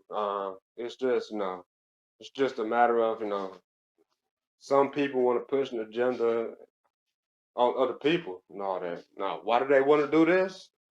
I don't know. I mean, there's like a bunch of deep rooted fear, a bunch of deep rooted insecurity, probably a bunch of deep rooted drama, history of abuse in their past somewhere, something like that. So they're doing this to like overcompensate in some way, shape, or form. I mean, it's like the Lancelot complex, I mean, like, dude basically spent his whole life fighting battles, and then like when he gets a moment of peace, he doesn't know what to do. So a person with a mind like that, like they just run around creating problems and all that. It's just like what I was told, and I know this to be a fact. The mind is more of a problem creating machine than it is a problem solving one. That's all I have to say about that issue. Well, I respect that. What about you, Spec? Well, Spec heard it. Uh, yeah. I heard you. Um, well, I say the last two generations of men have grown up in that male limitation society in which they've never really been able to make any well, they never had authority is basically what I'm saying. They haven't had authority, and then also when talking about previous generations and stuff like that, we always hear like how men made women subservient, and that men abused their power and stuff like that.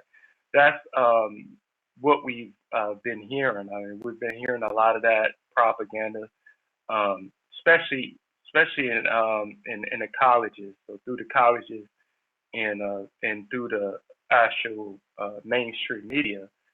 So for a lot of us, we just didn't really have the struct. We didn't really know about, or yeah, we didn't have any clue about anything except for that. So that's what I was saying. But there was something I wanted to say, but it's like I straight up forgot about it. But so the reason for this is because when you look at the spending, so it all goes back to money, and when it comes to the GDP and who spends the money, and it's like women and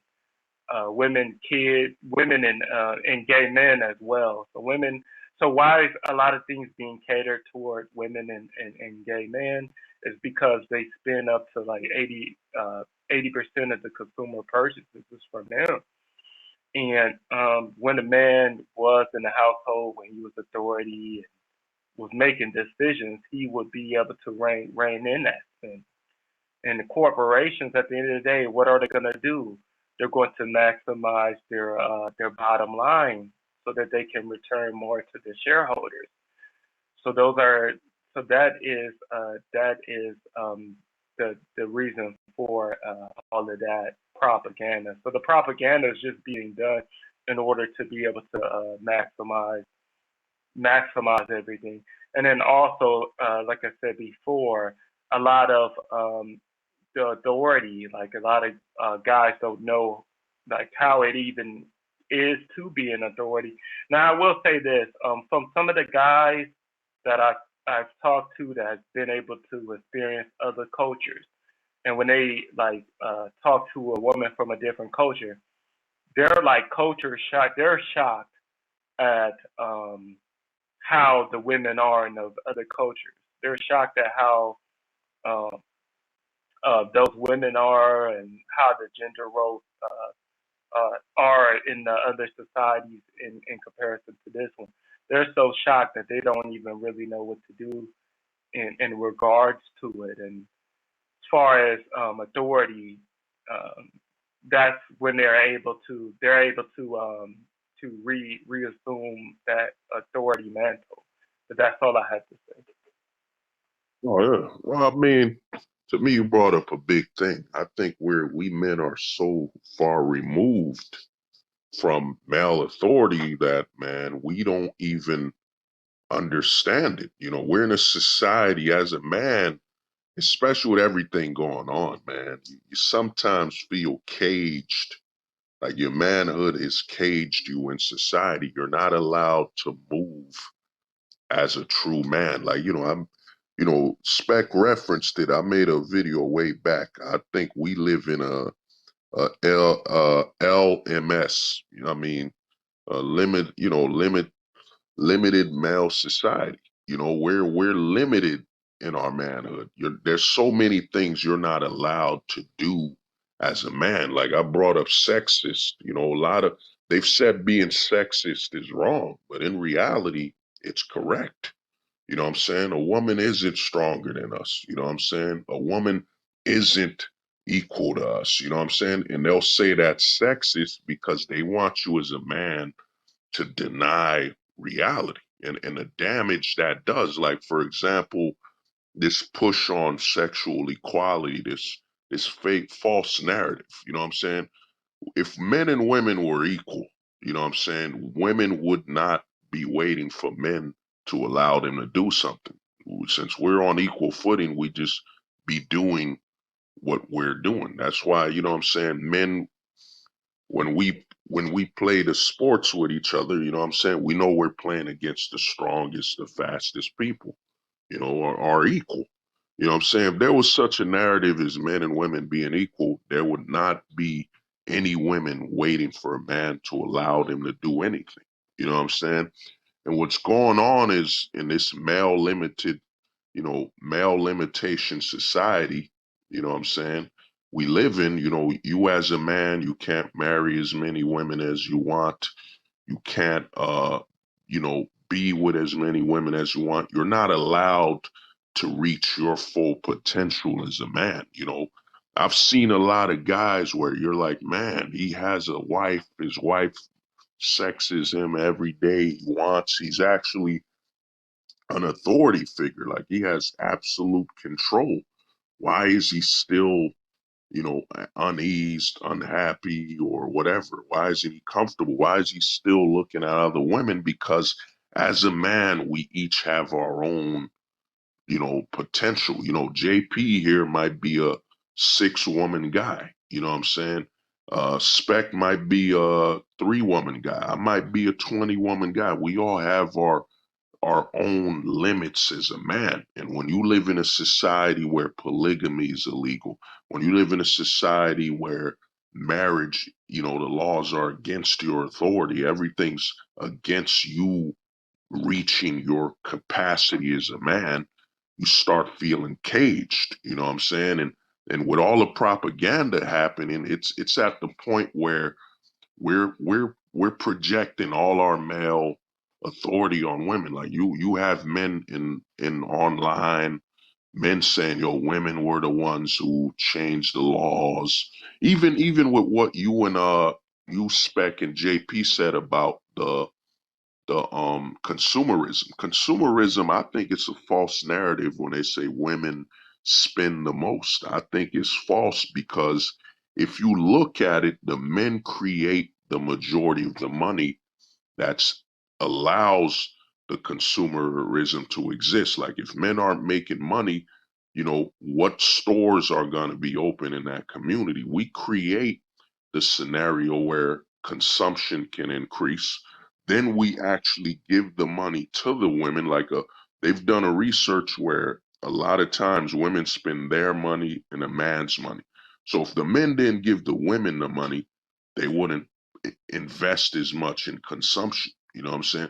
We men, the straight men in the country, create the most opportunity, but we're in a society where the propaganda keeps feeding this narrative that we don't play the majority role in everything. I mean, if they even said, man, if 5%, in fact, if 1%, less than 1% of the men stop working in your community, yo, the whole thing shuts down. The whole thing. 100% of women could stop working and the community still moves. You know what I'm saying? We create all this consumer activity, but they want to remove that awareness from us where we end up saying, oh, the women spend the most, but the women are spending the men's money. You know what I'm saying? It even shows that a lot of women, even restaurants, like if you start adding up the male math, the role men play in everything, the dinners, the clothing, the restaurants, the parties, everything, you're gonna see that a lot of the money comes from the men, man. The majority. It's just the narrative they're implying that women spend the most. It don't make sense. I mean, even if you look at, for example, let's go to something that's predominantly men, video games. Before the whole mobile thing, men were making video games a multi-billion-dollar industry. We're talking over $10 billion in this industry dominated by men spending money. You know what I'm saying? They always try to have us look away from the structure that we men create, man. You know what I'm saying? And I think a lot of men have been so far removed from, from our full masculinity. I mean, even on this space we're talking, like, even though stereo's a little more free than YouTube, man, I'm still talking at a rate where I'm holding back. You know what I'm saying? And that's what's scary. We're still holding back. You're not allowed to fully talk. You know what I'm saying? So to me, man, I just think the society we're in, we're not used to it, man. You're not, I think so many men are domesticated, man. We're not used to the true essence of manhood, man. I mean, what are your thoughts on, do you think as a man that, you know, most men could actually handle being a full-fledged man? What about you, JP? What's your thoughts on that? Uh, Wait a minute. Oh man, dang, man. Full-fledged man. Number one. Is that something we're supposed to be, or something? Like, hold on. Like a lot of the search for the truth and the search for like I said, like I mean, man. I mean, a man is just a man. Period. I mean, the whole manhood argument. Period. But I mean, it's another alpha male concept, basically. I mean, so somebody trying to force you to behave a certain way to appease their narcissism or insecurities and all that. I mean, like I said, like you're a man. Spec is a man and all that. Like, you're just men. I mean, you got your life. You got how you want to live and all that. I mean, it doesn't diminish your manhood just because we all might do things that in ways that we don't agree with each other and all that. I mean, it's just I don't think there's a such thing as a full-fledged man. I mean, they're just man. I mean, uh, but then again, like we got to ask other pertinent questions about how certain ideas about manhood got derived from and the circumstances surrounding those derivations, surrounding those origins. I mean, was these minds in a state of insecurity? Was they in a state of desperation? Was they in a state of seeking validation in some way, shape, or form? I don't know. I don't believe that. I mean, like a man is just a man, in my opinion. That's that's all I'm gonna say about it. I don't think there's a such thing as an alpha male, a high value male, full fledged man. There's no such thing. I mean, you're a Oh, man. no, no, You just are. no, but You know. JP, hold on. The thing I'm saying is, man, are you allowed, you know what I'm saying, to be, since we're in this cage society as we are right now, I mean, a lot of the stuff we're speaking about, you know what I'm saying, they would demonize it. They'd call it sexist, misogynist, whatever you're saying, just because you're being honest about the difference between a man and a woman, and the honesty about, being a man. Because I think, man, we're in a society where you're not allowed to be 100% full fledged, is into your full manhoodness. Like, for example, you, JP, let's say, let's say you basically bought a nice car. Let's say you bought a very nice car, whatever, you destroyed it. You know what I'm saying? You just woke up one day and you destroyed that car. And a lot of people watch you dismantle it and they think something's wrong with it. They say, oh, what's wrong with JP? But in reality, you were just releasing some pent up, aggression, or, you were just being a man. You were like, you know what, I could buy another one or I could get another one. So this is my property. I'm Yeah, just going to destroy that's it. part of being a man. Like, I mean, you got to make that decision. I mean, what are you after? Are you after, integrity, or are you after validation and, so-called acceptance, which is basically, appeasing somebody else's insecurities. I mean, that's one of the choices you got to make as far as like being a man is concerned. Me personally, if they want to say all that shit, let them. Fuck them. I don't care. I'm a man. Like I'm doing this because this is what I want to do. That's just how I see it. But some people might think differently, and that's fine too.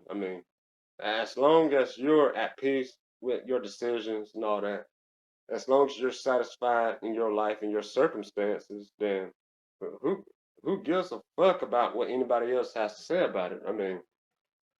That's just a part of life. It don't matter what you say, what you do, who you are, what you choose to be. There's always going to be somebody in the world that's going to, have something to say about it. Uh, so it's like, oh, okay, just make the decision that give you the most satisfaction, if that's what you're into, or just make the decisions that that you want to make and all that. And, that's the same thing we could say about women and womanhood and all that. Uh, the piggyback off of what you were saying a few minutes ago about the whole women and submissive thing and all that. Like, I think the submission argument is just a BS argument.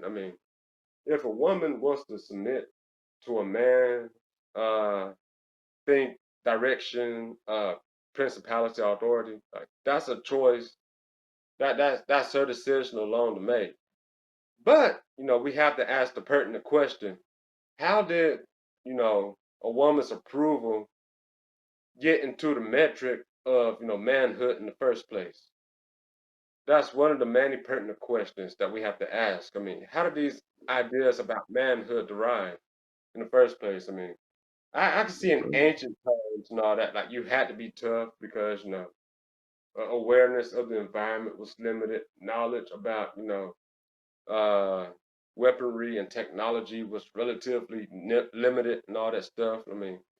You had to put up with like wild animals, beasts, and all that stuff. So we, but that was out of necessity and all that. Nowadays, like we got firearms, we got weapons, uh, we have knowledge as far as like providing shelter to ourselves, creating clothing and all that stuff. So I don't know. Is this an issue of people, using uh, outdated ideas to like justify, some shit and all that? I mean, I got too many questions. Okay, I'm just gonna, fall back, let y'all rap a little bit now because like there's a lot of things that's not adding up as far as like, how these ideas got derived, the starting points, and basically, how did we get to the point where we are now? Like that's the only thing I'm into right now. So I'm gonna Oh, fall back. yeah. Man, you brought up some deep things, man. To me, way I look at it is, man, where one thing you brought up that was big, where I asked you, Spec, and I play Holy Spirit humans question, is that, man, we're in a society, we're at the point where they're pushing that manhood is decided by validation. You know what I'm saying? Especially the female validation. Some guys have contacted me where, and I've been there, man. I mean, I was raised in a system where you look at a woman and you're sweating, there's some fear to it. And you're like, man, there's some fear to it and hesitation when it shouldn't be there. Yo, your life isn't on the line. You're not in danger. I mean, even you asking a chick out back in high school or something, you know what I mean? You got to conserve your what they call it, embarrassment from rejection. You know what I'm saying? We're placed in a male limitation society where everything they make validation. I don't know if y'all watch Yu-Gi-Oh. You know what I'm saying? When you used to watch Yu-Gi-Oh, whenever the monster got hit that was summoned, the men would act as though they were hurt. You know what I'm saying? They would act like they were hurt. And I think I got somebody asking, I'm gonna let you in soon, blasphemous medium. But I think the men act like they're hurt when it's just, yo, she rejected me. You know what I'm saying? I said, hey, how you doing? What's good? We want to do something. And she didn't accept the invitation. A lot of men have been trained to be hurt by something that isn't physical, something that's emotional. You know what I'm saying? And I think a lot of harm has been put up into that.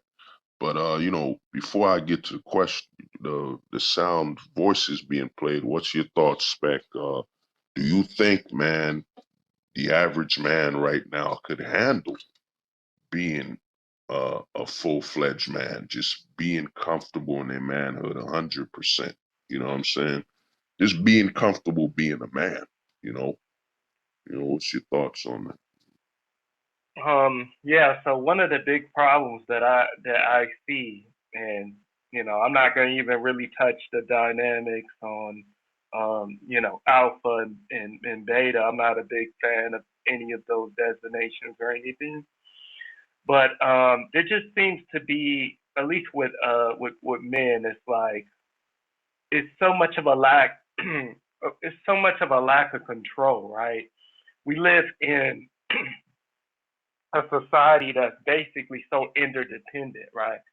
So interdependent, meaning that um, society has become so complicated. It's become so multi-layered and complicated that everything you do is headed by some type of centralized force. And with when it comes to that, it's like it's centralized agencies basically regulating our actions. So it pretty much changes just the way that we interact in society as men, and brings up what I call the censorship. You call it male limitation, which I understand. Um, Male limitation is exactly what it is. It's like you're basically limiting the way that a man is able to speak and the actions that he's able to take. With the censorship, I mean, nowadays you just have an honest conversation. And if I was to come out and say one of the things that I believe is that prostitution, it should be legal between two consenting adults. Just and to me, that statement is very innocuous. It's not that controversial of a statement. But the crazy thing about it is that most people, the majority of individuals, the majority of normies would see that statement as being very demeaning toward women. They come out and say, "Oh, that's demeaning toward women." And let's say that I was an individual of means, an individual that a lot of people follow, and I had influence. I would have um, basically what would happen is I could have sponsorships taken away from me. I could have banks that may not want to bank with me. I could have certain entities, and like I said, there's so many of these damn centralized entities, and all of these centralized entities, they're pushing the same type of opinion. And to me, that is where the limitation comes in. Um, and like as a man, it's like you can't live. Maybe we're getting too addicted to these lifestyles. Maybe we're being too addicted to the lifestyles, and we're wanting to live high above the hog, and we want to live these modern day lifestyles. But at the same time, we have to get that fear away. We have to stop being afraid of taking a step back as far as lifestyle goes, and we gotta also stop being afraid of death. And we seen with the whole COVID situation, I'm not gonna go through it, but we saw what happened with everybody and with men being afraid of death. Those are things that we gotta get away from. Cool. Yeah, I just had a question about the title of the thing. Because it Sure. sounds like you guys are more like red pill. Because black pill Oh, is like when you just can't get laid, when you're just like so inferior physically that No, women won't even no, talk to that's you. not true. That's not true, oh, man. The black, JP, hold So on. that, Let him, okay, let him. Hey, go well, on, I man. mean, What you say? just from what I've noticed. So I was just wondering, 'cause I was like, really, is this a black pill conversation? That's crazy. And then I come in, it just sounds Uh, like it's just like relationship stuff, yeah, uh, masculinity. well, dude, the thing is, what you're about to talk about. There's a group following the black pill community. You got the incel scam. And you got something we've discovered, JP Spec. It's called the gray pill, and you got the dark gray pill. There's a lot of men that have basically internalized maybe their look deficiencies or their social ineptness and basically using it as a crutch to basically eliminate themselves from society. Black Okay, pill is simple, man. The black pill is nothing more than, looking for solutions in the truth without attachments or emotion. So, even covering like if you weren't here earlier, but while we were talking no, about yeah, these relationships between men and women, we're just pointing out what's going on. We're not attached to where I'm saying, oh, women having choice affects me in any way. It doesn't affect me. It's right, just right. the bottom line of how things are. But before I ask you a question, I just got played a message from Holy Spirit who's asked for a while. Shalom, shalom, panel. With that being said, bro, when did a woman's point of view tie into manhood? When men started believing that the amount of money they make makes them a man. When women started saying, oh, he has to make 8 figures, he has to drive this type of car, he has to do that. Oh, that's a man that I can submit to. No, see, that's the man's fault for believing what the woman is projecting. You know what I'm saying? Man makes money. Money does not make man. There's a lot of guys out here that have a lot of money, but they treat women like shit. Is that really a man? So it's like we have to get back to the principle of respect. Respecting ourselves. Understanding where we're sleeping at.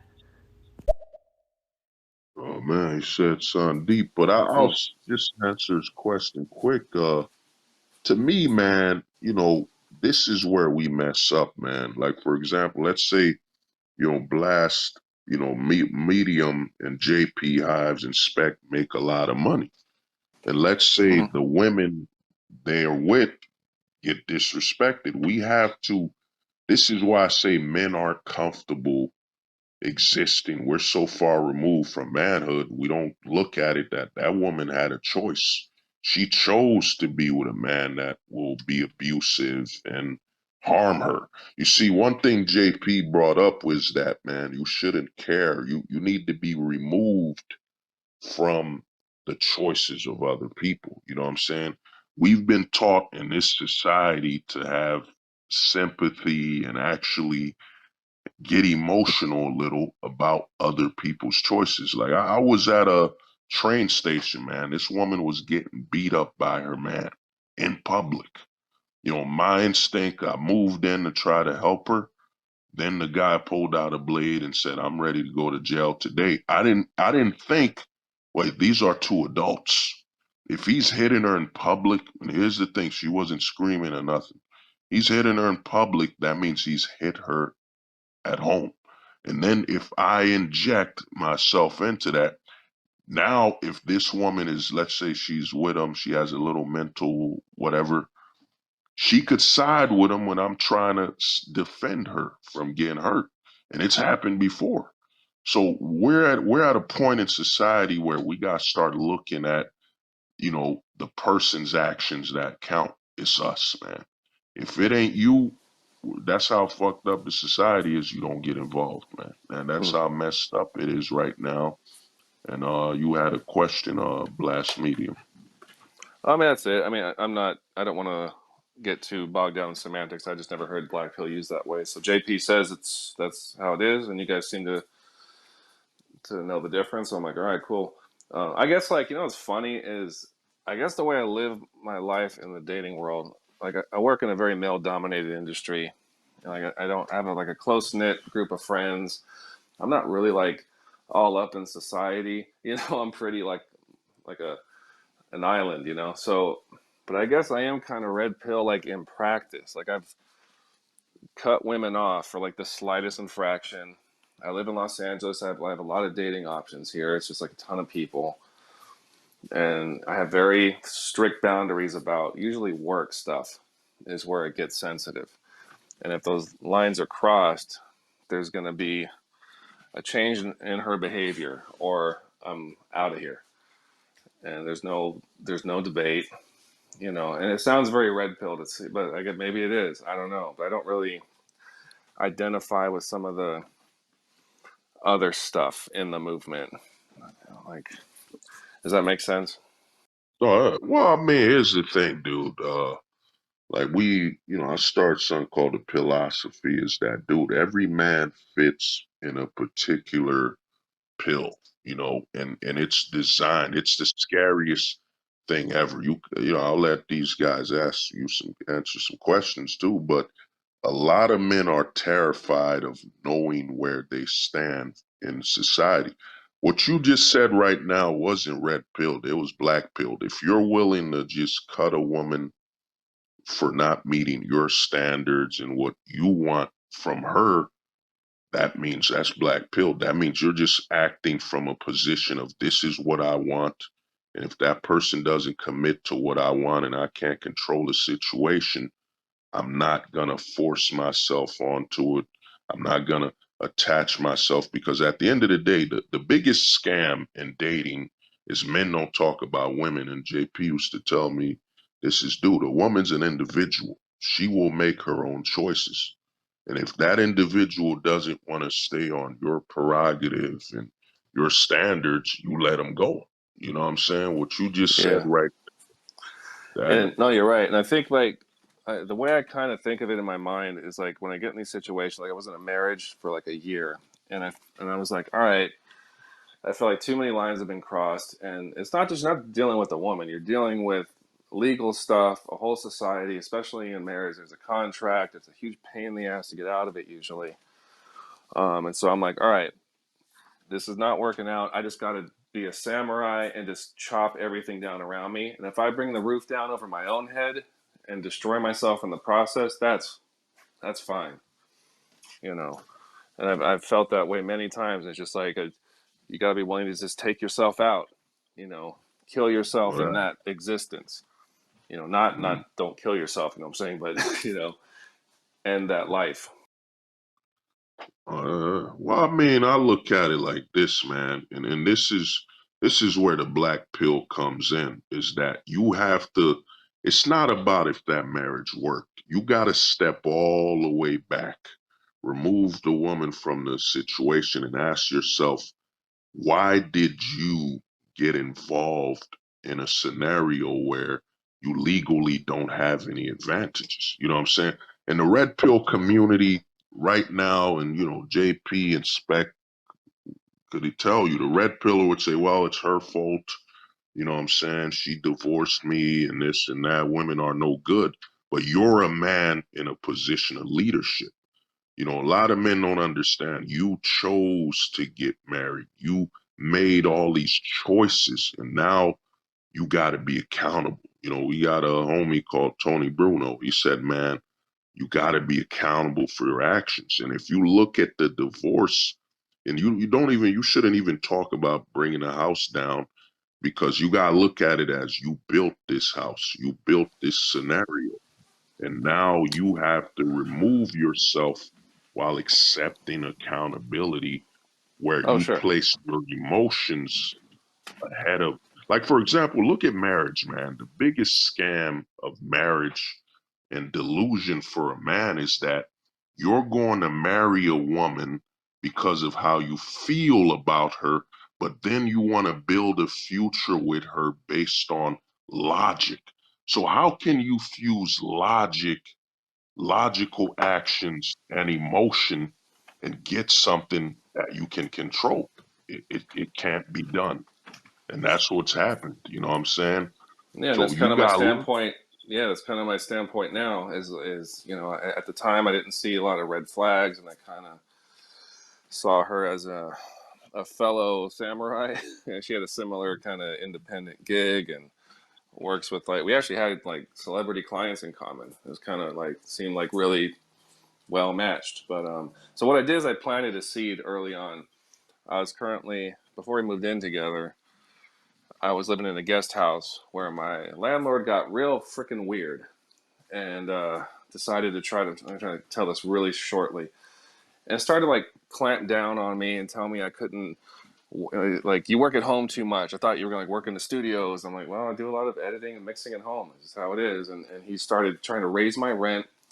And then when I said, this isn't working out, he tried to trap me in the lease. And in California, you don't have amazing tenants' rights here. And then my fiance at the time was making me feel a little bit emasculated, like I was in this like situation, because I was like living with her and still paying rent at this other place I wasn't even living at. And I told her, I know it doesn't seem like it right now, but he's gonna lay the first and last month's rent at my feet and release me from the lease. And she was like, she laughed at me, but I did it. And I think that's why the divorce went so smoothly, because she knows that I'm not going to follow the contract or the legal way. I'm going to find another way to get what I Mm, want. And it's going to be devious. It's going to be legal, you know, but that's what I did to this landlord guy. I fucked him over legally. And mm. I found a Wait, Black lawyer that Loaded, hated him were you ethnically. married? Yeah. Oh, okay. Like you said fiance and then you said divorce. Were you married At twice the or something? time of the, yeah. So before we got married, we moved in together before we got married. And before that, I was living in a really nice area in this guest house. It was beautiful. At that point, we were engaged Mm. or about to be engaged. So we moved in together, then we got married. If that the timeline helped. All right, all right. But I just planted this like "don't fuck with me" seed, you know. So the divorce went real. So we didn't even involve lawyers. I think I paid a couple $100 just the filing fee, and that was it. Mm. You know, but Oh, I guess it could have gone. It could have gone bad. I don't know. Yeah. Yeah, uh, yeah. You got out of there in a good manner, man. Especially in California. I hear in California they got some of the worst divorce laws. And then you didn't have any offspring with her, did you? No. All right. Well, he may. Well, another thing, before I let JP drop knowledge on it is, you gotta also understand, dude. You didn't lose. You see, another problem you have in divorce, and you would get this from, we call it the lesser pill community. Anybody, the red pill and purple pill community, and there's others, but they'll tell you as a man you lost. You as a man haven't lost. So let's say your wife was married to you, like you said, a year. That's a year removed from her life and her fertility. You know what I'm saying? You as a man, if men were to really look at stuff from the perspective of minimalism, you'd understand that you didn't really lose much. You know what I'm saying? She Yeah, just yeah. was married for 1 year, and I'm not gonna ask her age or something. Let's just say when she married you, she was 25. Now she's 26. Let's say y'all the same age. You divorced, you're a 26-year-old man, she's a 26-year-old woman. You know what I'm saying? The time affects a woman far more than a man. If men were to really look at the scale of time, and another thing is, you gotta understand, you are a man, you're very minimalistic by nature anyway. You know what I'm saying? So even if you got divorced, let's say she took you to the cleaners and took 50%. You know what I'm saying? We all know that the woman at the end will burn through that money, and you're a minimalistic by nature. You will eventually just lower down your living rate and how you lived, and we'll just Oh, you have adjust. no idea. I'll eat the most minimal stuff every day. Just have the same routine. Like when I'm single, I'm like a just like an animal. Really basic. And the divorce affected her way more than it did me. And it was kind of true. Like I got all this like work travel stuff that came up. Like I went to 3 different countries. Like right after we got separated, she was like, "Oh, you're just living your life and traveling," and I'm just here crying every day. And I guess yeah, she really got the short end of the stick in some ways. What about your thoughts, JP, on that? You My, know, my thoughts about the whole thing, man. I mean, a lot of it. I mean, it's a sad situation. I mean, it's kind of a sad reality, but that people that gotta go through fucked up situations, but it just makes most people want to wonder, like, okay, like, damn, like, why is all this fucked up shit going on in the world? And my answer is like, sometimes like it's the bullshit that happens that forces you to become aware, that serves as like a kick in the ass to, to make you think about what you're doing, to actually become more mindful about what you're doing. I mean, Yeah, it's unfortunately, fuck. we got to learn by trial and error and mistakes sometimes. Hey, I mean, hello it's everybody. like, hey, how's it going, dude? But as I was saying, like, it was like, what some of the old school people used to say, the game is sold, not told, aka knowledge. I mean, like the knowledge that's going to stick with you the most is knowledge that's going to come from, you paying your dues, knowledge Yeah, that you hard win through experience in life yeah, itself. I mean, that is absolutely it's true. like, Um, uh, even from like our position, like where we just talk about what's going on. I mean, giving advice to people that ask for it and all that stuff. I mean, it's like it's kind of difficult to draw the line on like when to like step in and like give somebody advice, and when to just let it go, and let them learn the hard way, and let that knowledge, let life teach them, so to speak. You know what I'm saying? So, but as far as like the women's situation and all that, it's like man, like yeah, you got a world full of demons, both men and women, right? I mean, you got people who are like materialistic minded and all that stuff, and you brought up that you was living in a nice area and all that stuff, and you know, I mean, I hope you didn't tell this woman that. I mean, when you first met her and all that, that would have been fucked. Yeah, like she would have been somewhere hand rubbing, plotting and scheming and all that. I mean, you got all kinds of people in the world and stuff. I mean, I mean, to be honest, like, I mean, I filter them out though. Like I when I was after the divorce, I remember talking to one, like this Chinese woman, like she was very Chinese, and she was like, right on the first phone call, how much do I make? And she's like, I'm gonna choose the restaurant, and then I was just like, you know, obviously I didn't say anything, but I'm Right. like, deleting that one, you know. Yeah, that's the Oh, yeah. materialism.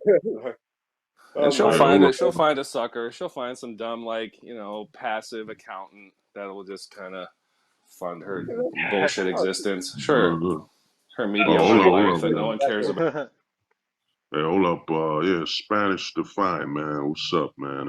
Anything you guys say? What's going on? I just had a question. Like, you guys could ignore my response, like comment on there. But my question was like, what black pill are you talking about? I'm very familiar with like all these terms, except Uh, purple pill. I don't know what I that had the means. same But like, question, dude.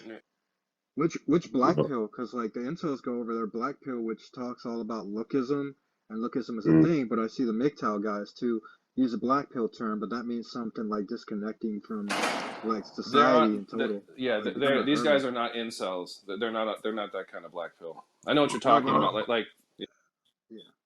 No, I was just oh, asking like which what they were going to going which one over. I'm not talking about any of these guys are incels.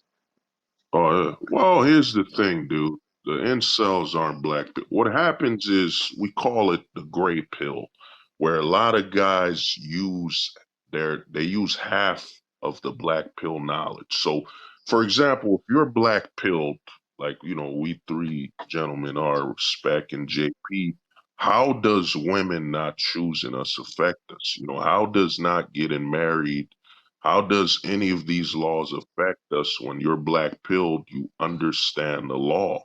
Like, for yeah. example, a lot of guys in the US will say, well, you can never get married. Yeah. If your whole option and perspective of the world is the United States, you're damn right. You'll never get married. But you could literally go across the border to Mexico where these laws don't exist and you could start a family right there. Yeah, The yeah, that gray don't exist. pill, yeah, the gray pill is guys like a lot of incels will use black pill awareness and knowledge. Once you learn any of this black pill and you can't live by it, the black pill is simple. It's all about not having attachments and emotion when seeking the truth or accepting the truth. You just accept it for what it is. I don't care about, I'll be honest with you, with all the way the laws are, I don't look for any hope or none of that crap. I just accept it for what it is. And a Oh, lot true. of I guys, think Spanish and oh, I go were just concerned that your message getting wrapped up in a different message. That's all the concern was, I think. oh yeah, But yeah. Well, I mean, because I didn't know oh, it was the gray pill. I never heard that before. That's Yeah, new. oh, yeah, that's you guys are the first time I've ever heard of gray pill. I've heard of red pill, blue pill, black mm, pill, purple pill. oh, oh, yeah. Yeah. Well, the gray pill, man, I discovered that a year ago because we were talking on a black pill stream by it used to be MGTOW Dictionary, now it's Smash TV, and we had a guy in the black pill community who kept saying, "Man, I agree with you guys that I gotta accept things for what it is. The laws, the legal system, I gotta accept it. But how do I get married in this system? How do I succeed? He kept going back into the domestic system, but he was aware of the black pill knowledge, lookism, and lookism Yeah, is basically your attraction, a woman, everything a woman does is based on attraction.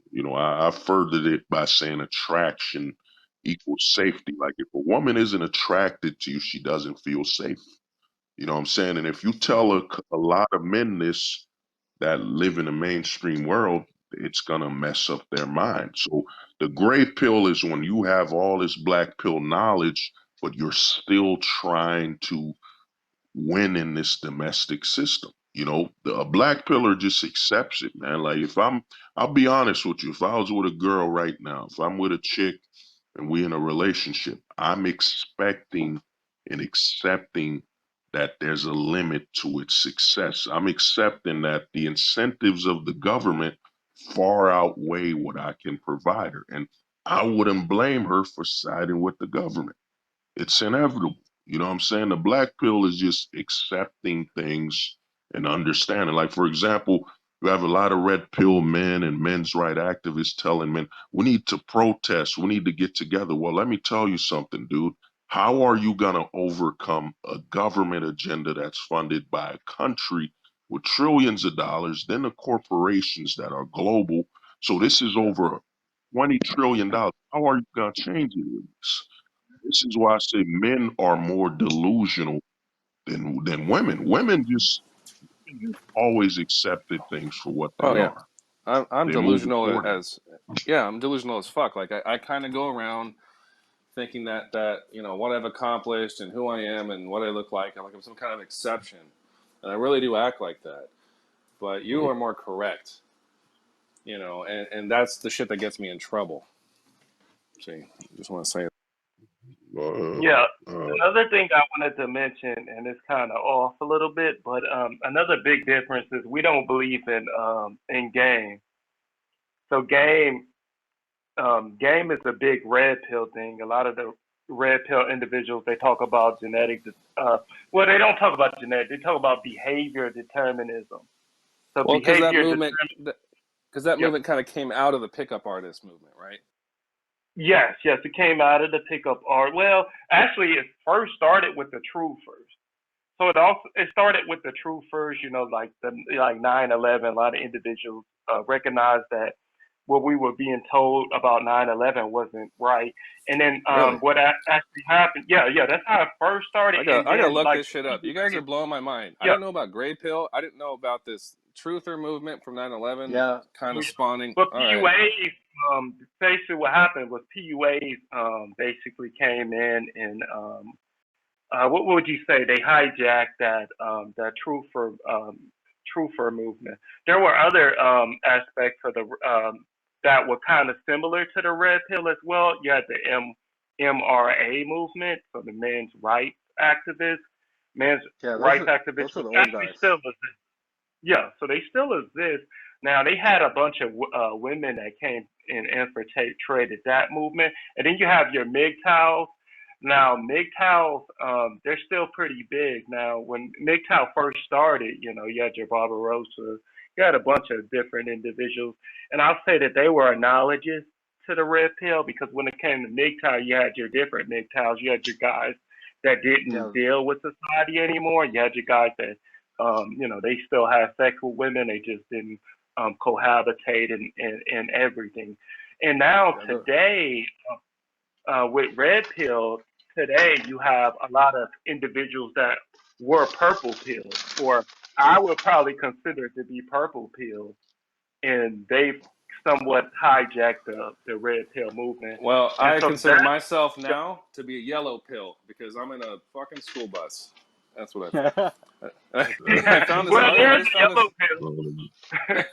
There's a What's yellow up? pill. I let my boy Oh, Truth there tell is. you what the yellow pill is. Hey, Oh tell him man. what the yellow pill is. oh, sure. Well, the yellow pill is this, man, and I started something called the philosophy. It's when you use the pill perspective to diagnose where a man is mental. Yellow pill is a man who fears the law. Like, a lot of guys, when they find out about divorce, the family court, they get so terrified they can no longer, what I'm saying, socialize in the system or society. They're the guys that'll tell you, you ask a girl out, you're going to go to jail. You know what I'm saying? The yellow Yeah. pillar is a guy who literally has been, had such a shock and fear to the law Yeah. that man, he can't live anymore. Like, I don't know about you, Spanish or Blasphemy, Uh, or met any no, guys where they're terrified to live now, man. You know? no, man. Like for me, No. Yeah. I still do things like the old-fashioned way, man. I was doing online dating when I was like 2010 or something, 2007 to like 2010, 2012. Tinder came along to try that, but it doesn't. That didn't work on in favor. Like I used MySpace, if you remember MySpace, to meet up with people, and then I also used Facebook. But MySpace was like my thing, and the AOL chat rooms. Nowadays it wasn't. So like what I found is for guys, in order to get girls, the easiest way is just to go out to places you like and go talk to people there. And women reciprocate you more when you approach them in person in comparison to online where there's so much competition. See, Well, hold on, man. oh, You mind go if I on, say JP. some whole truth? Yeah, go on, bro. You saying that's the Spanish blasphemodium. That's the difference between us and everybody else. Like you Yeah. said, like you did something old fashioned, and like, and that kind of caught my attention a little bit. Like, I mean, like, I don't believe there's a such thing as old fashioned. I mean, you call it old fashioned in the sense that people in a time before you came of age was doing something, Hey, but as far as like manhood is concerned, like, I mean, like you got to all right. base it on what you want to do first and all that. You Yeah. can't base it on well, this is old fashioned. I mean, Well, it just sounds I guess, like you're not thinking for yourself and all that. Like you're not. okay. Now, if you do So, something that's similar to that, and you agree with the way somebody else did it, yeah. and you decide for yourself, okay, this is how I roll, and like you have your own reason for doing so. All Like right. So it's not what. Okay, I think a more accurate word for it would be more traditional. More okay, traditional. now you're making more sense because like Yeah. Yeah, because like like what I like you're following a line of reason. I mean, yeah, like I so said, this is what I tell some guys who don't know how to talk to girls. Just like you see a girl you like, you make an observation, you see what you like about her, like maybe you'd like her outfit or something. Don't say like the stupid shit like, "Oh, you're so what? beautiful," or "You got See, beautiful eyes," or something like that. Like you just go up to them and talk to them, like start a conversation about that. Maybe you like the coat they're wearing and stuff. And like I said, they usually reciprocate very well. see, Well, look, well, Yeah. that's another distinction we got to make, man. There's no such thing as talking to girls. I mean, you're just talking to people. I mean, Yeah. like, why the fuck do we treat, women as something different? I mean, they Like might a be different. different I mean, species, right? no, they might be different, like anatomically or like psychologically, but they're people. I mean, if you know how to talk to people, period, I mean, you shouldn't have any problems. I mean, it all boils down mm, to like social skills and being aware and all that. mm, Being socially well, aware, body language, all that shit, all that remedial shit. Yeah. You know what I mean? I mean, like, But why do the you uh, fuck think there's a love? do these Do guys you think there's treat? a love threshold? I mean, wait, I hold up, mean, guys. Hold up. Give me 1 minute. Hey, Holy Spirit, human, what's up, man? hey, Drew, play the Shalom, message. Listening shalom. for a How's while. it going, After, brothers? We chilling, man. You got any questions on the topic? What's going on? Nah, bro, it's just like what we need to get to realize is that a lot of people are disconnected, bro. Not everybody's tapped into source or tapped into to knowing who they are. The way I see is that we have a world, we got half people on what like psychological drugs, trying to Mm, control their mind because they have erratic thoughts or they can't control their thoughts. And then we have the other half of the world on like downers like weed, trying to control their emotions. So it's like, how are we able to come to a sense of urgency, or to know where our thoughts and our emotions are coming from if we're trying to run away from them all the time? well, And here's it. Oh, go on, man. no, and so what I've learned, bro, like I'm only 27, and what I used to run to sex like as a feel good, like, oh, like I'm angry, I'm gonna go have sex. Oh, I'm sad, I'm gonna go have sex. For some reason, I used to run to that dopamine, that pleasure gives you in order to try to make myself feel good. And then the whole time I was just running from we're running from Oh, ourselves. well, I Like I feel was you on running that, for man. myself. I was running for myself. And when I finally sat down and realized, like, I tell my girl, I said, bro, like I had 3 or 4 women in rotation when I met you. I cut all them out to be with you and you only. I said, and you Yeah. can't even respect that. Like, you think I Yeah, have man. to be with you. You think it's like, no, if I choose to be with you, I'm choosing to be loyal. I'm choosing to be this man's man that, only needs one woman, that tries to show my children a better lifestyle, because my dad cheated after 15 years and my mom divorced him. My grandpa got divorced after being with my grandma for 40 years because he worked too much. So it's like, I never believed in love, bro, because everything I ever seen failed. But yeah, I'm sitting here trying to break a cycle, and it's making me go crazy. Like she's trying to make me feel like I'm not enough, and it's like, and then so what I'm trying to get at is like, when does this psychological warfare end between a man and a woman on who's in control of the relationship, or like, oh, I have a vagina, I control you. Oh, I have money, I control you. Like, we have to get out of that mind state, bro. Like, it's not about control, because some of us, like I'm saying, at the end of the day, some of us can't even control our own thoughts or our own emotions. Holy Spirit, Let can I it, ask you a question? Do what's you up, think brother? Fidel Castro? Do you think Fidel Castro was masculine?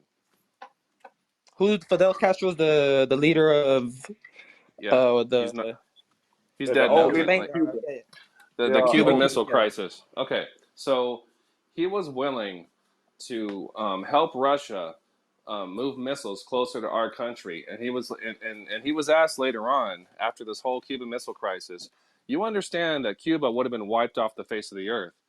And he said, yeah, of course I knew that.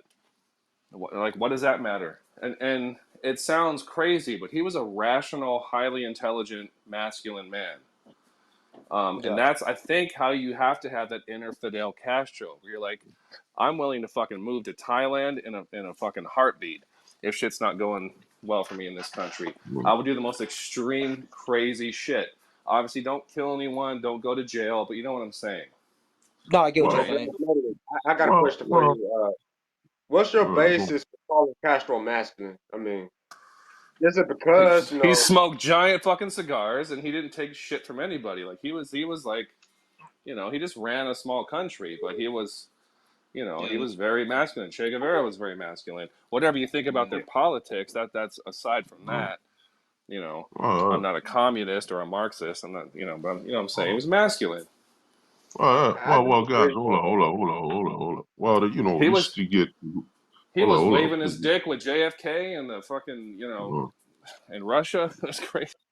hold on. Well, one thing with what Holy Spirit asked, man, the problem you have in a relationship is that we've been trained as men to talk to women as though they're men. You see, as soon as Yeah. you put you trying to make me feel a certain way, that's pointing out that you're leading the relationship from a standpoint of submission and weakness. A man's not supposed to be in a relationship for feelings. You're supposed to be there because you know the situation you in and you're logically thinking. And the other thing is, as soon as you told her you're giving up all your other women and so on, you basically told her you've prioritized her existence over your own choices. You know what I'm saying?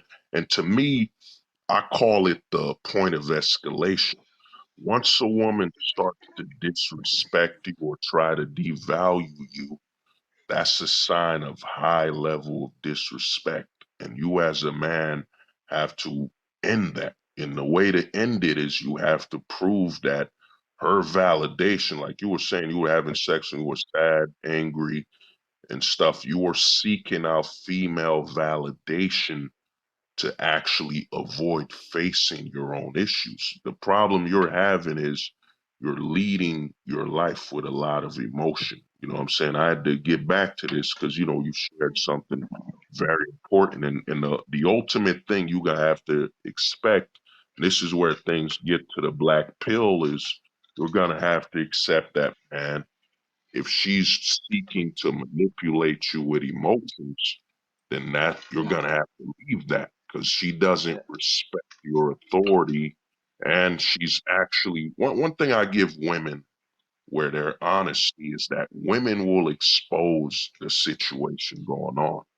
You know what I'm saying? By trying to pick at you like a scab. You know what I'm saying? So she directing her issues emotionally and showing your weakness. Your weakness is that you're leading and you set up this relationship based on emotion rather than logic. Because once a woman can feel out that, yeah, I got him, he's like a fish caught in an emotional web rather than he's a logical man And kind of like Blast Medium said earlier, you set your standard. And if she goes under that standard, she has to know you can leave at a drop of a dime. You know what I'm saying? You can't tolerate disrespect. We're in a system, we're in a mainstream society where they've watered down men. You know what I'm saying? Like I'm Hmm. gonna tell you, a lot of people might not agree with this Spec, JP. They already know my thoughts on this. A man can't cheat. A man can only lie. And I'm gonna give you an example. Let's say, for example, Holy Spirit, you got Sprint as your phone provider. Then you then you get T-Mobile. So you got now two phone providers. What if Sprint was to cut off your bill because you got T-Mobile, but you're still paying Sprint? The thing is, when you're with a woman, man, what's the difference between one woman and the other? You're paying for both. So how are you cheating? A Yeah. man cannot cheat. A man can only lie. You know what I'm saying? And that's how they've watered down manhood in this society where they're gonna tell you, oh man, I was loyal, I was not cheating. There's no such thing as a man cheating. A man can only lie. But if I paid for the date with my current girlfriend and I paid for a date with another girl I'm with, it's the same thing. You know what I'm saying? As soon as you as a man pay and provide your your you being beside her, that's a price she can never ever afford to pay. You know what I'm saying? So to Yeah. me, man, Right. you got to step back, Holy Spirit, and look at it and say, man, I'm creating a scenario where I'm leading with my emotions and it's destroying and deteriorating everything around me. You know what I'm saying? Go on. I want to go a little bit into this.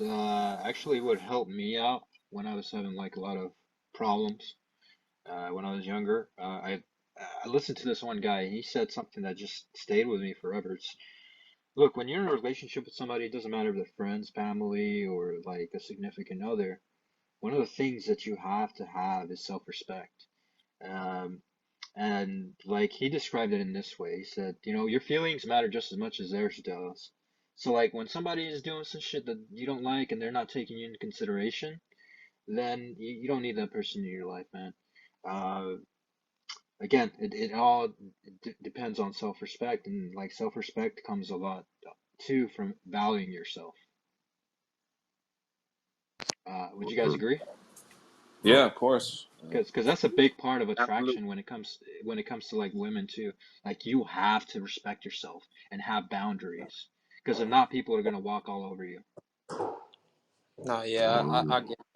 But like, yeah, and I see it now. I see it, bro. Cause like every time I Yeah. have tried to up and leave, like every time we get in a big fight, and I'm like, yo, I'm out of here, man. Fuck this house. 2, 3 days later, she's begging me to come back, and then when I come back, she's fucking me like we fucked when we first met. I'm like, yo, why you only fuck me like this when we're fighting? But well, like Yeah, it's Dude, this whole the just that stay with that's me one more toxic night. as Yeah, fuck, right. man. yeah, I'm just like, Yeah, man. that's toxic as hell. It's Like, you know what I'm saying? Like, do not get that chick pregnant, man. I ain't trying to tell you what to no. do or none of that. Do not Because that chick. that shit's crack to them. That No, that's attention, not even that. I that know, bro, cuddling, but that's you know. it's not even that. I already have a kid with her, and I've been with her for 6 years. So it's like, damn, it's like. Yeah. I'm like fucking invested here, but it's like, do I continue to invest my time and try to break, like I'm saying, try to break that cycle of being in my child's life? Because like I'm not saying I have to be with her to be in my child's life, but Mm, I already have another child that I already mm, pass back and forth every other week with my other baby mama. So it's like I don't want to continue to do that, bro. Continue to run into women and continue to Right. blame them as the problem. And oh, I'm just going around making broken families because I choose to walk out Yeah, every man. Like, time. It's like, yeah, you don't want to Well, I think perpetuate the that's cycle, man. normal. I mean, that's normal to kind of go back a little bit after a breakup is normal. Like I don't think you're doing anything wrong, and it stops well, eventually. But there is usually a little bit of you know mm, ebb and flow to it. It's like quitting well, cigarettes. You try a few times, you know.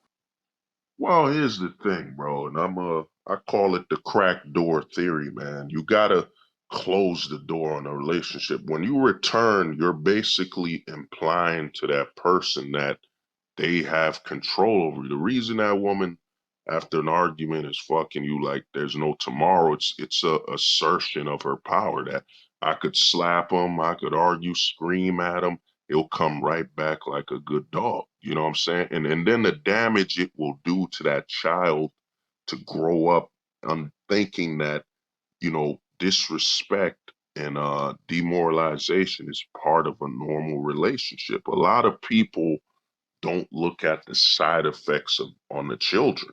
Like, the way I look at it, even if you had a kid with her, she can't respect you, the father of the kid, you got to step away. A lot of men in the West have been taught, we lose a lot. We don't lose anything, man.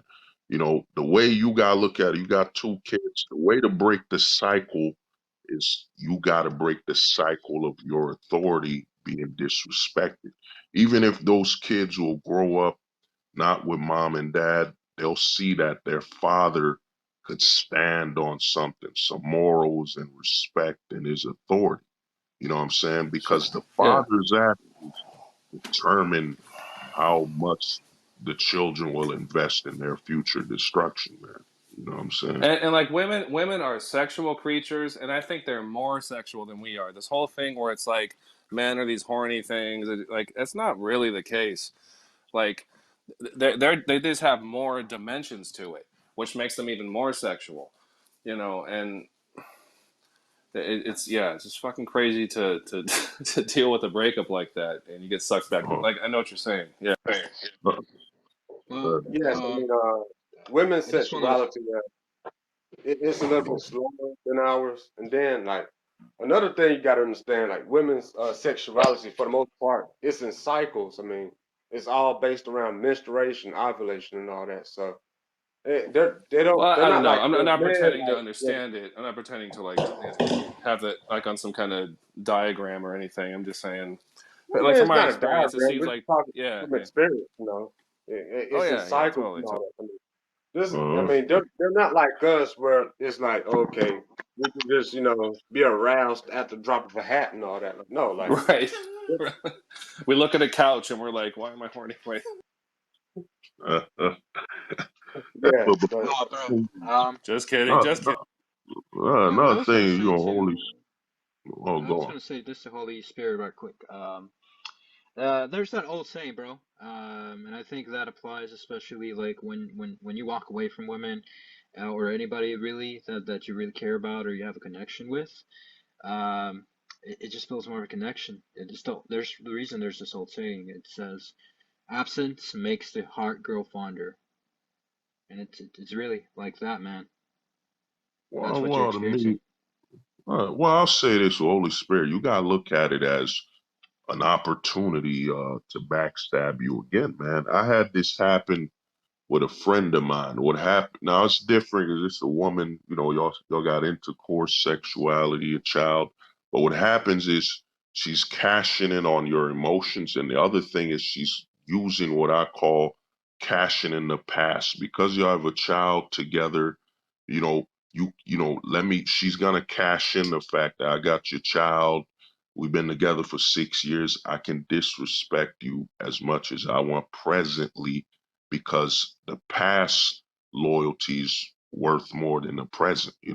You as a man and what Blast Medium was talking about or someone about, you gotta prioritize yourself, man. If you can't prioritize your sanity, your health, then man, you're not in a position of manhood. You're in a position of a disadvantage and all you're basically you gotta look at yourself as fire and she's the wood. You're fueling all her emotional disrespect. Women aren't in a position where they can, you know, as the other sex, lead with, logic because their body ain't big enough to dictate that. They're not the stronger sex. So all you're doing is you're fueling her emotional fire and the Well, that's what I'm saying. amount of damage You have to that could fight do. the yellow pill. You have to be willing to hurt yourself to win in the situation. And that's like I think that's the ultimate position of masculine power is Well, that. you got Be willing to uh, bring it down on your own head and just don't fear uh, the consequences, whatever it is. You know. And there's you nowhere to got go from that. Where do you go?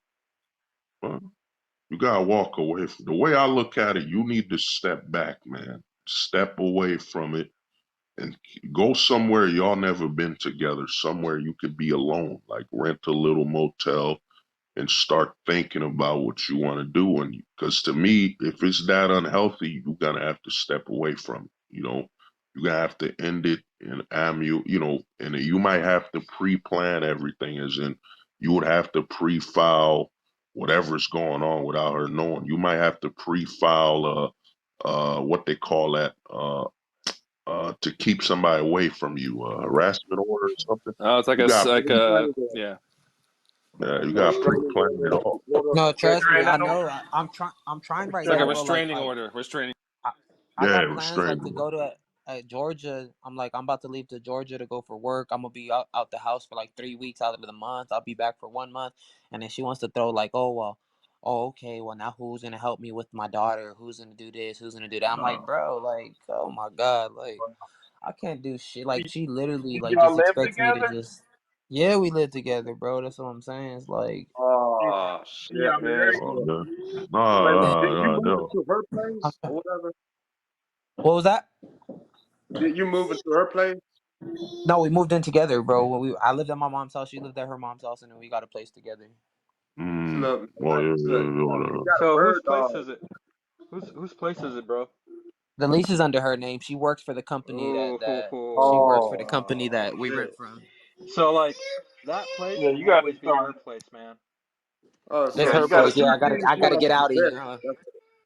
She It's I all sees hate good, to you man. as say Save it your like spec. a that, loan but possession. she's got the control in Yeah. that relationship where she feels like she has that authority and that control when it comes to women and stuff like that. You always got to have your own if you're going to deal Yeah. with them, especially in this society.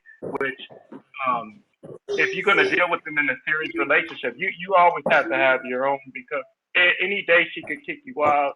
So she's basically dangling Yeah, things yeah, in front of you. Yeah. I can tell. Yeah. This yeah, this don't even this don't even matter if you pay all the bills. It'll still be her place, bro. no, yeah, no. Well, the thing is this, dude. You gotta when you go to that Georgia spot, man. You gotta go there. And here's the thing, man. We're in the modern age, man. She got a phone. She could call family, kid, family members. The kid is being used as a hostage negotiation. You know what I'm saying? Who's yeah, gonna help me take care of the kid? She got her cousins, her aunts. You gotta start accepting what's going on. Is man, you're trying to force a situation that ain't gonna work. And if it's that poisonous, you know what I'm saying? Because to me, toxic, you could survive toxicity, man. This is poison, man, because she's dangling the kid around, and you got basically make the ultimatum, man. You got to move out, and you'll be all right. You know what I mean? What's gonna happen is you got to, because the worst case scenario is this is implanting on the child. The amount of damage it could psychologically do to your kid when they could finally go to school. I don't know the age, I'm not trying to ask, but you don't want to put all these problems on the kid. And then to me, you gotta look at this as, especially in the States, this is where the black pill comes in, is you gotta accept that, man, you had a kid in a country where you won't have the position of leadership. So you got to say, I'm going to step away from her, and it's my last kid in the States, man. You know what I'm saying? And yeah, I can always start a family somewhere else. You got to look at it as this is the final straw, man. I look at it as you got to walk away from it because you're only going to keep escalating. You got women are emotional, and it's only a matter of time before that fuel that's you burns the house down. Where you know what I'm saying, she gets too overtly emotional. You know, hmm thoughts on that? Pretty much, I just gotta emotionally detach and just No, like do no, me. no, no. Let me no emotion, man. You gotta just step away from it. You're not doing this because your feelings or nothing. You're accepting the situation for what it is, Yeah, and you're stepping away. No emotions needed. Because once you cling on to that emotion, that's what's gonna, continuously create this problem. Because you're starting to look at everything from an emotional standpoint versus, yo, the logic dictates this is what she's doing. It's a problem. I gotta walk away. You know what I mean? Yeah. I love my kid, but this, I gotta step away, man. Yeah, that kid is half of me. You know, that kid, I could love that kid. Because here's the problem, man. In today's society, they're training people. A man and a woman don't need to love each other. That's the BS. You're supposed to love that child. The Yeah. only thing that should be loved between a man and a woman is their child. You know what I'm saying? The rest, y'all have enough respect and trust, and that's it. You know, the love crap, man, that's the child deserves that love, man. You know, Yeah. you know. So, but yeah, go on. Right. Uh, so, but we gonna be closing it. Any final words? I'll start off with with Blast Media. That's it. Yeah, I guess like some of my rather draconian, uber violent ways of dealing with life don't apply when you have kids involved. I didn't mean it that way, So just saying, I don't have kids. I have a much more simple life than that. So if you're dealing with, I would just say be real clinical with the ex, but always treat your kid as the most important thing, and that'll always set you on the right path. I think. Yeah. Thank you, bro. What about you, Spanish Defiant? Okay, yeah. No, man, like, again, I agree with a lot of you guys. Like, again, a lot of it involves, man, just like you have to have respect yourself, man, have that self-respect. Like everything you guys mentioned echoes that. Like, you have to respect yourself, and you have to, like, if people don't respect you, you don't need those people, man. If you allow the disrespect to continue, man, they're gonna disrespect you. They're gonna do worse and worse things, and you're gonna be put in a position that's bad. And I also agree, man. Like you have to like care about your kids and show them, but not just stay with somebody. Like because they're gonna take everything you do, man, and they're gonna be like, this is what I'm gonna tolerate, and they're gonna probably get into relationships that are similar because again, like they think it's normal when it's not normal, man. Like, I know that when you have kids, you love your kids and you want the best life for them. So, like, I would say that the best life is for you, man. You to be a strong man like that, and like demonstrate that you have respect for yourself and you're not going to tolerate certain things. Like, even though it sucks and you're going to have problems because of it, like again, uh, you got to do some stuff, man. That's why the old saying goes, a man has to do what it has to do, man. Um, like I feel for you. I feel for all the men who they want to be in their kids' lives, but they have to deal with somebody, a partner who's not very happy with them. Yeah. Yeah, like you have my support, man. Like I have a Appreciate friend you, bro. who, yeah, I have a friend who spent over, like he got divorced and he spent over 2 years trying to see his kids, and he spent thousands of dollars, and man, that was destroying him. So like I saw that and I see it, but many guys too, where they can't see their kids. Like I don't have kids, man, but like I can definitely understand. I can empathize with all of y'all. Oh yeah, yeah. Well, any last words, Holy Spirit? Nah, bro, I just appreciate you guys, man. I just need guidance, bro. I know I'm young and I've been thinking with my dick for too long, and it's just like I gotta get out of that Oh, that mentality goes of away, bro. yeah, I just gotta get out of that mentality, man, of thinking that that's happiness when I know, that's just nature. That's nature. We're pulled back to nature because that's where we come from, but we can't continue to think that. Oh yeah, yeah. Well, I mean, to me, I'm gonna leave you with this, man, and you gotta look at it like this. And a lot of men, what's going on is vagina's price is inflated by male delusion.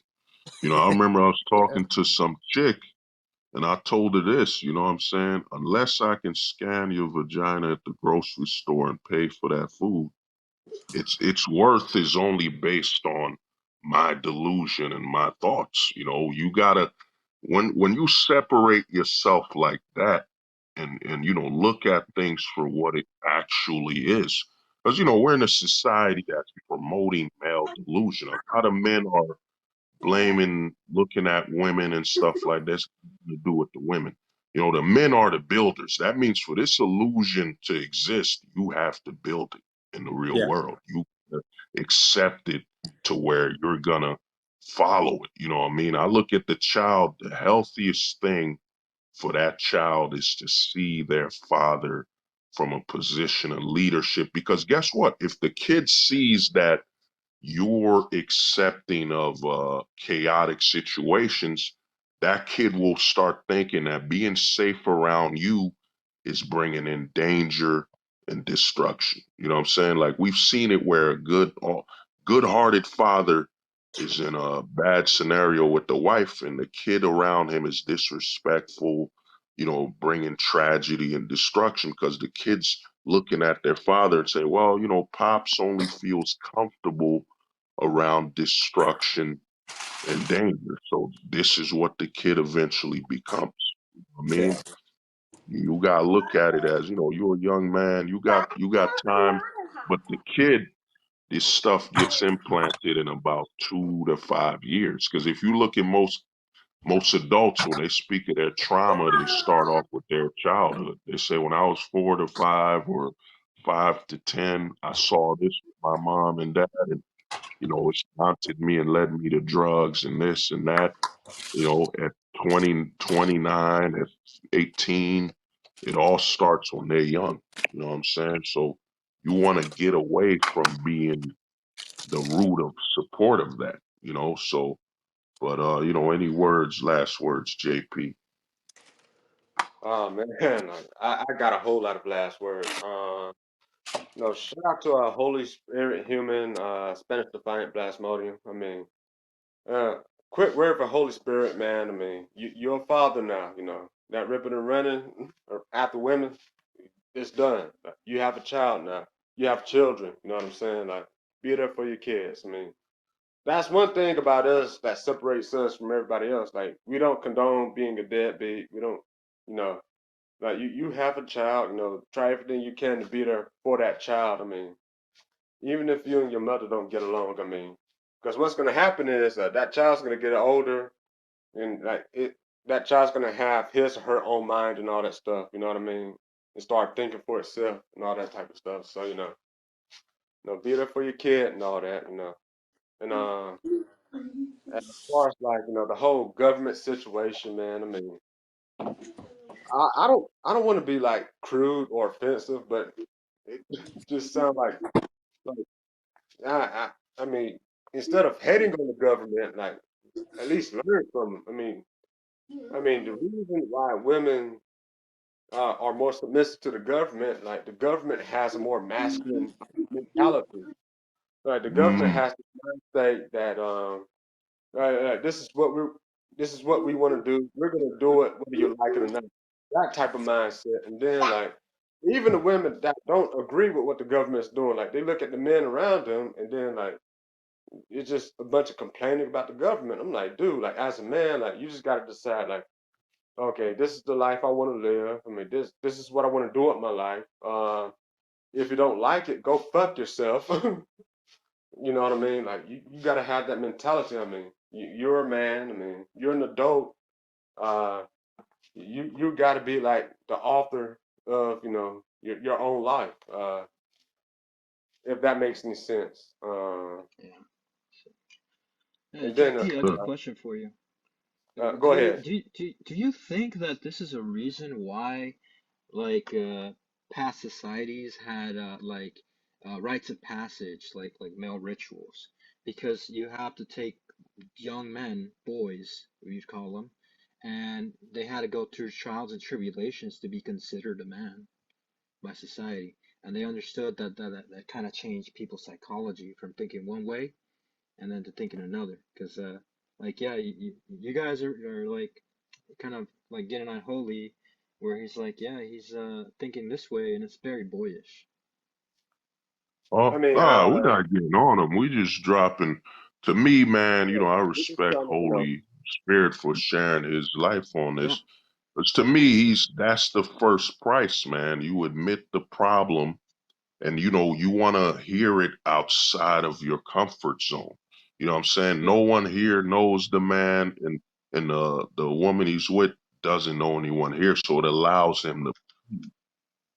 Holy Spirit to breathe in a location where he can think without any of the past issues being present. We're not picking on the man. I done nothing but respect what he's doing. We just telling him, for his own health and his sanity, and especially the kid, he's got to step away, man. That Georgia job he about to go to, I'd say you go there, and I would say even before you go there, I'd rent a little Airbnb probably 2 days before, so you can start making steps like you're slowly moving out of the way, and you don't tell her what you're doing. You just say, I got to handle something for the job, so I'm gonna be out of the crib for a few days even before I go there. So you're giving yourself time to breathe and think. And then when you go to that job for 3 weeks, you've already set yourself up where you moved away from the relationship for 3 days.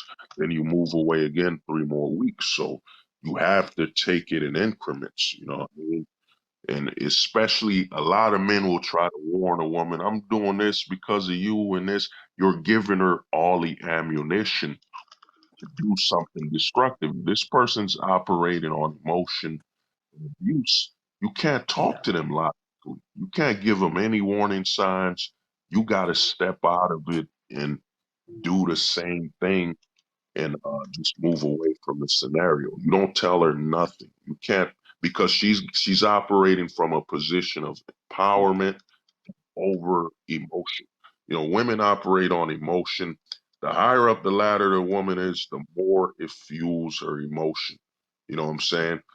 Men are supposed to filter out a woman's emotion. You know what I'm saying? That's where our authority comes in. When you have no authority, you can't filter out her emotion. You know what I'm saying? So she's right now operating on everything set up is fueling her emotion. It's leading the whole scenario. So his best bet is to step away, and he's got to do it in increments.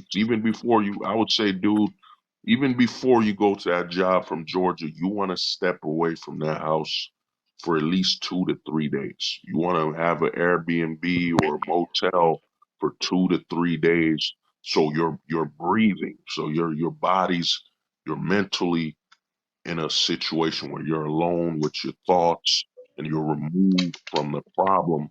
So when you go to that job, then you're doing for 3 weeks in Georgia, man, you already committed to it. You know what I'm saying? You got to show the commitment in your actions even before you go there for 3 weeks, because the cushion's gonna be, well, man, until that 3 weeks job, I don't do nothing. You just stay in the hellstorm of her emotions. So but any last words, Spec?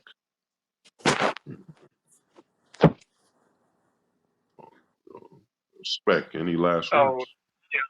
yeah, I'm here. Yeah, yeah, it was great talking to everybody. Holy Spirit, thank you for being forthcoming. Thank you for being honest about your situation, man. And no disrespect, because it could have been. I mean, it could have been me as well, man. I made some. Let's just say I kind of got a little lucky in some situations in my past, and I could only imagine. So I can only really speak from past situations that I had, and I can look at statistics as well and stuff like that. But your situation is kind of why I was talking to Hold a little earlier, and I was talking about when you're younger as a man, and those hormones, you're younger as a man, and you end up having all of those hormones.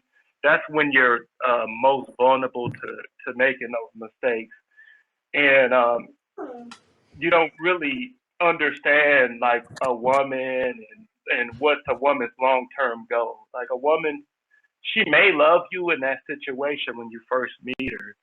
She may you know feel like she loves you and stuff like that, um but that it could change. It could change pretty quickly.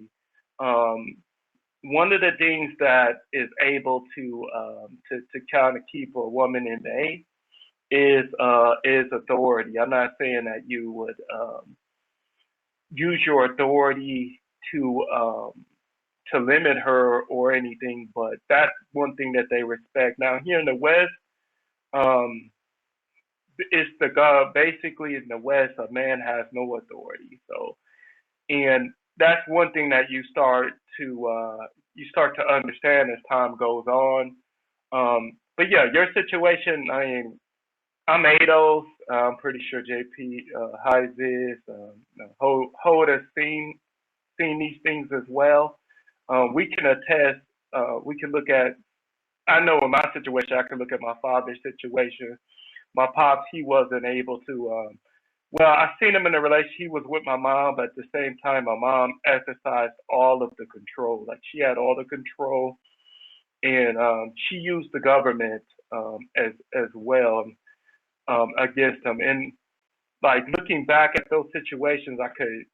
It's like for me, I would rather just if I can just if I'm gonna have kids, it's gonna have to be outside of the United States, just due to the way that the laws are set up. But your situation, I'll say, man, try your best as far as to get custody of your kids, or try your best to be able to see your kids. Now, um, well, I may suspect, especially when you start standing up for yourself and when you have that leverage, I suspect that she's going to act differently, and she's going to likely not try to allow you to see your kids. If that's the case, I understand. I understand. There's only so much that you can do. You know, do what you can do, but when the kids do get of age, make sure that you try to get a relationship with them, or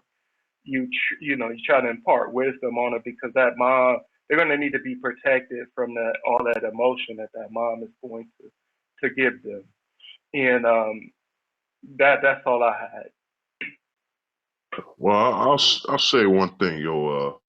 Holy Spirit, dude, you winning, man. You're not. The problem is a lot of men will look at it from a standpoint of the system, man. You're a young man, you a man, and the way it is this, man. And the black pill truth is this, man. You didn't give birth to the kid, as in your life and your body didn't completely change. A lot of men don't look at what happens when it comes to the women is they have your kid. Let's say you were with her for 6 years. So I'm saying you were probably with her when she was, let's say 18 or something, so she was 18 with you. Women's confidence is based on their age. You know what I'm saying? Then her body, she had a kid, her confidence is a little lower and she's taking that out on you. Then the advantage with the house and all that stuff.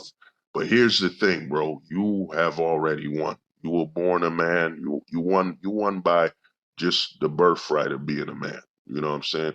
All you got to do is, man, you got to step out of this situation and look at it. You didn't give birth to a kid.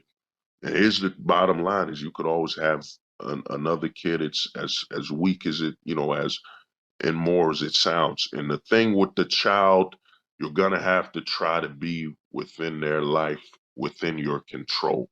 You know what I'm saying? With custody, you gotta do what you can, but don't do it to where you end up. Because I've seen some fathers go homeless fighting for custody in a battle they can't win. Then that child has to live with the regret of their father blaming them, saying, I lost everything trying to be with you. You know what I'm saying? That's a lot of weight on that child's psyche and their mind. So if I was you, you want to remove yourself from that situation. And you got to look at it as you're not losing anything. You know what I'm saying? The only time you lose something is if that person cared about you and respected you.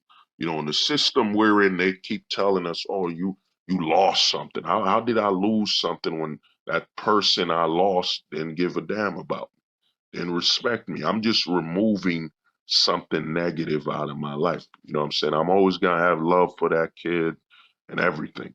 And to me, you gotta look at it as, man, you're not losing anything. You stepping away to conserve your manhood, something both of those kids gonna need. You know what I'm saying? And the thing is, you want to be stable because what she's gonna do if she's very vindictive, she's gonna weaponize those kids to where even if you got custody, if she can somehow set it up to where the kid looks like they got hurt, it all depends. I don't know the woman like you know her, but if she becomes too vindictive, she'll try to weaponize that kid. So your best bet, man, I'd say, dude, for your confidence and your mind, you're not losing anything. You don't lose when you remove something that's harmful. You know what I'm saying? It's like a man smoking a cigarette saying, "Man, I lost cigarette. You know, I lost cigarettes by stop smoking." No, man, you remove something harmful from your life. You got better. You know what I'm saying? And since you shared so much, man, it's only right that we close with you, Holy Spirit, in final words. I just want to say I appreciate you guys just lending an ear, man, and giving me some advice. Like I'm saying, my dad and mom split up like at 15 years old. So since 15 years old, I've been kind of a little lost, not having a father figure in my life. So I've been just trying to, do it myself, try to learn on myself. But there's no guideline or no book to how to be a man or how to raise a child, how to be a father. And so I just want to thank you guys for giving me some advice, man, and letting me know that I'm not crazy, bro. Because sometimes I feel like I'm going crazy, man, trying to make a woman see who I am or what I am, and what I'm saying. Like I'm saying, it's just because of the money, like the fact that I don't make enough money, or I don't make as much money as her ex, or like shit like that. It's like I feel like she can't look at me as a man because of shit like that, and it sucks. Hey, But Holy Spirit. Oh, okay. I ain't mean to cut you off or none of that, but Oh, go on, you no, you low sorry. JP, go key. on. Go ahead, bro. No, I was gonna say I don't mean to cut you off or anything, but you low key answer Spanish Defiance question. He directed towards me about the rites of passage thing. I mean, you brought up something. You was like, yeah, your parents split up. You didn't have any. There's no guide on how to be a man and all that. Maybe like the rites of passage were like a tradition that was passed down from man to man as far as like understanding the principles of manhood and all that. And then like Yeah.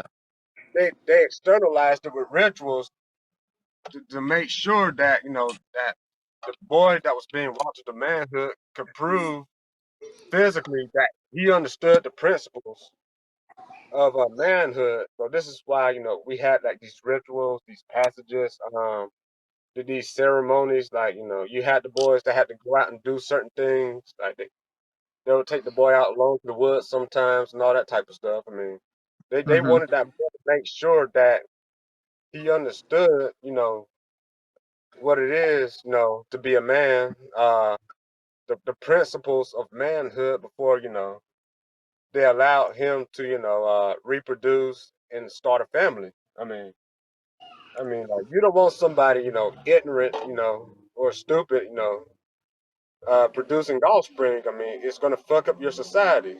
It's gonna fuck up Mm-hmm. your community and all that type of stuff. So that's one of the main reasons why the rites of passage were started in the first place to make sure that before we consider you a man and allow you access to women, there's some things that you got to prove to us that you understand, that we got to make sure that you know how to carry yourself. We got to make sure that you know how to survive in this lifestyle. That way, when we pass on, then you can continue the legacy and all that and survive and things of that nature. So that's all I got to say. No, Oh. I mean, you said, I'm gonna tell you this, bro. Before I let you have the final word, is a manhood is about, you got to be loyal to logic, man. Manhood is, at it's the most simple thing. Like, I'll give you nomads. They tell us, and this is how propaganda is, man. It's been here forever. They tell us the oldest job, the oldest profession is a prostitute, which is a lie. The oldest profession in society is a male nomad. You know what I'm saying? Our ancestors, man, when the deer went west, the men went west, man. We don't care about, oh man, my ancestors lived on this land for 50, 100 years. No, it's about the loyalty, the logic. If I stay here, I'm gonna starve. Or if I don't starve, I'm gonna struggle to survive. So the deers went west, I'm going west. Manhood is mostly being absolutely loyal to logic. A man has, understand this, man. Emotion for a man is actually a luxury. You know what I'm saying? It's a luxury. It's not a necessity, it's a luxury. And we're in a society where they're telling us you got to feel first, love. No, that's a luxury, man. Do feelings feed me? Can I be fed with feelings? Can I pay rent with feelings? Can love, provide a roof under my head? No, dude. Emotions are a luxury. You know what I'm saying? Logic must come first, man. Manhood, it all starts with logic. You know what I'm saying? Once you start looking at things from a logical standpoint, you're going to return to manhood. And that's one thing they don't tell us in society anymore. Like, back in the old days, they used to have bastards. And the bastards used to be ashamed, I don't have a father. So what did they do? They weren't being victims or proud of it. They were looking towards the logics of society and the image of manhood, and what manhood used to be is logical. You gotta realign to logic, man. Throw away your emotions. Look at your emotions as a luxury item. And you gotta ask yourself in this current situation, can you afford the luxury of emotion? And you can't. You gotta go back to logic, because logic is the necessity, man. A man is defined by logic. Like all of us here on here, I would have, we call it in the black pill, they tell us you flush people. Man, I wouldn't be talking to anybody if they weren't logical. You know what I'm saying? If people were just going crazy, trolling, being illogical, would have booted you from the conversation. So Yeah. you got to look at it as logics is your necessity, man. You know what I'm Mm. saying? And you returning the logic, you shouldn't be guilty. You shouldn't feelings and all that. You're returning to manhood. Manhood for men is logic. Without logic, you ain't a man. You know what I'm saying? Amen. Because, you know, so your final words, man. And I'll shut it down. You know. Yeah, Uh, I want to agree with all that, everything that you guys said, man, and like I'm saying, as above, so below. You know what I'm saying? Like you're saying, logic. We're led by the top, not the bottom. So, and like I understand that now that I've been weak because I've been building a structure from the bottom. You know, I've been trying to build my structure from the bottom, thinking that that's where I control things from. But like you're saying, we control from the top, the brain. So I gotta get back, like you're saying. I gotta get back to that logic. Like I gotta get out of my emotions and I gotta do what I gotta do what I say I'm gonna do and just stop talking and start walking the walk. And I just want to say thank you guys, man. I appreciate y'all to the fullest. I'm gonna follow all you guys, man, and I hope to chop it up with you guys some other time. word respect, man. Respect to everybody here. And this has been Hold the Truth Hostage, where if the truth was so important, we wouldn't negotiate with lies. We would hold the truth hostage. Peace. Y'all have a Peace, good amen. word. Peace out, man. Pill ill, y'all niggas better listen. I'm black pill ill, y'all niggas better listen. I'm black pill ill, y'all niggas better listen. I'm black pill ill, y'all niggas better listen. I'm black pill, I'm ill with this will. I'm black pill, I'm ill with this will. I'm black pill, I'm ill with this will. I'm black pill, I'm ill with this will. I'm black pill, I'm ill with this will. They said the truth won't survive beside the lies that maintain the decaying faces of display.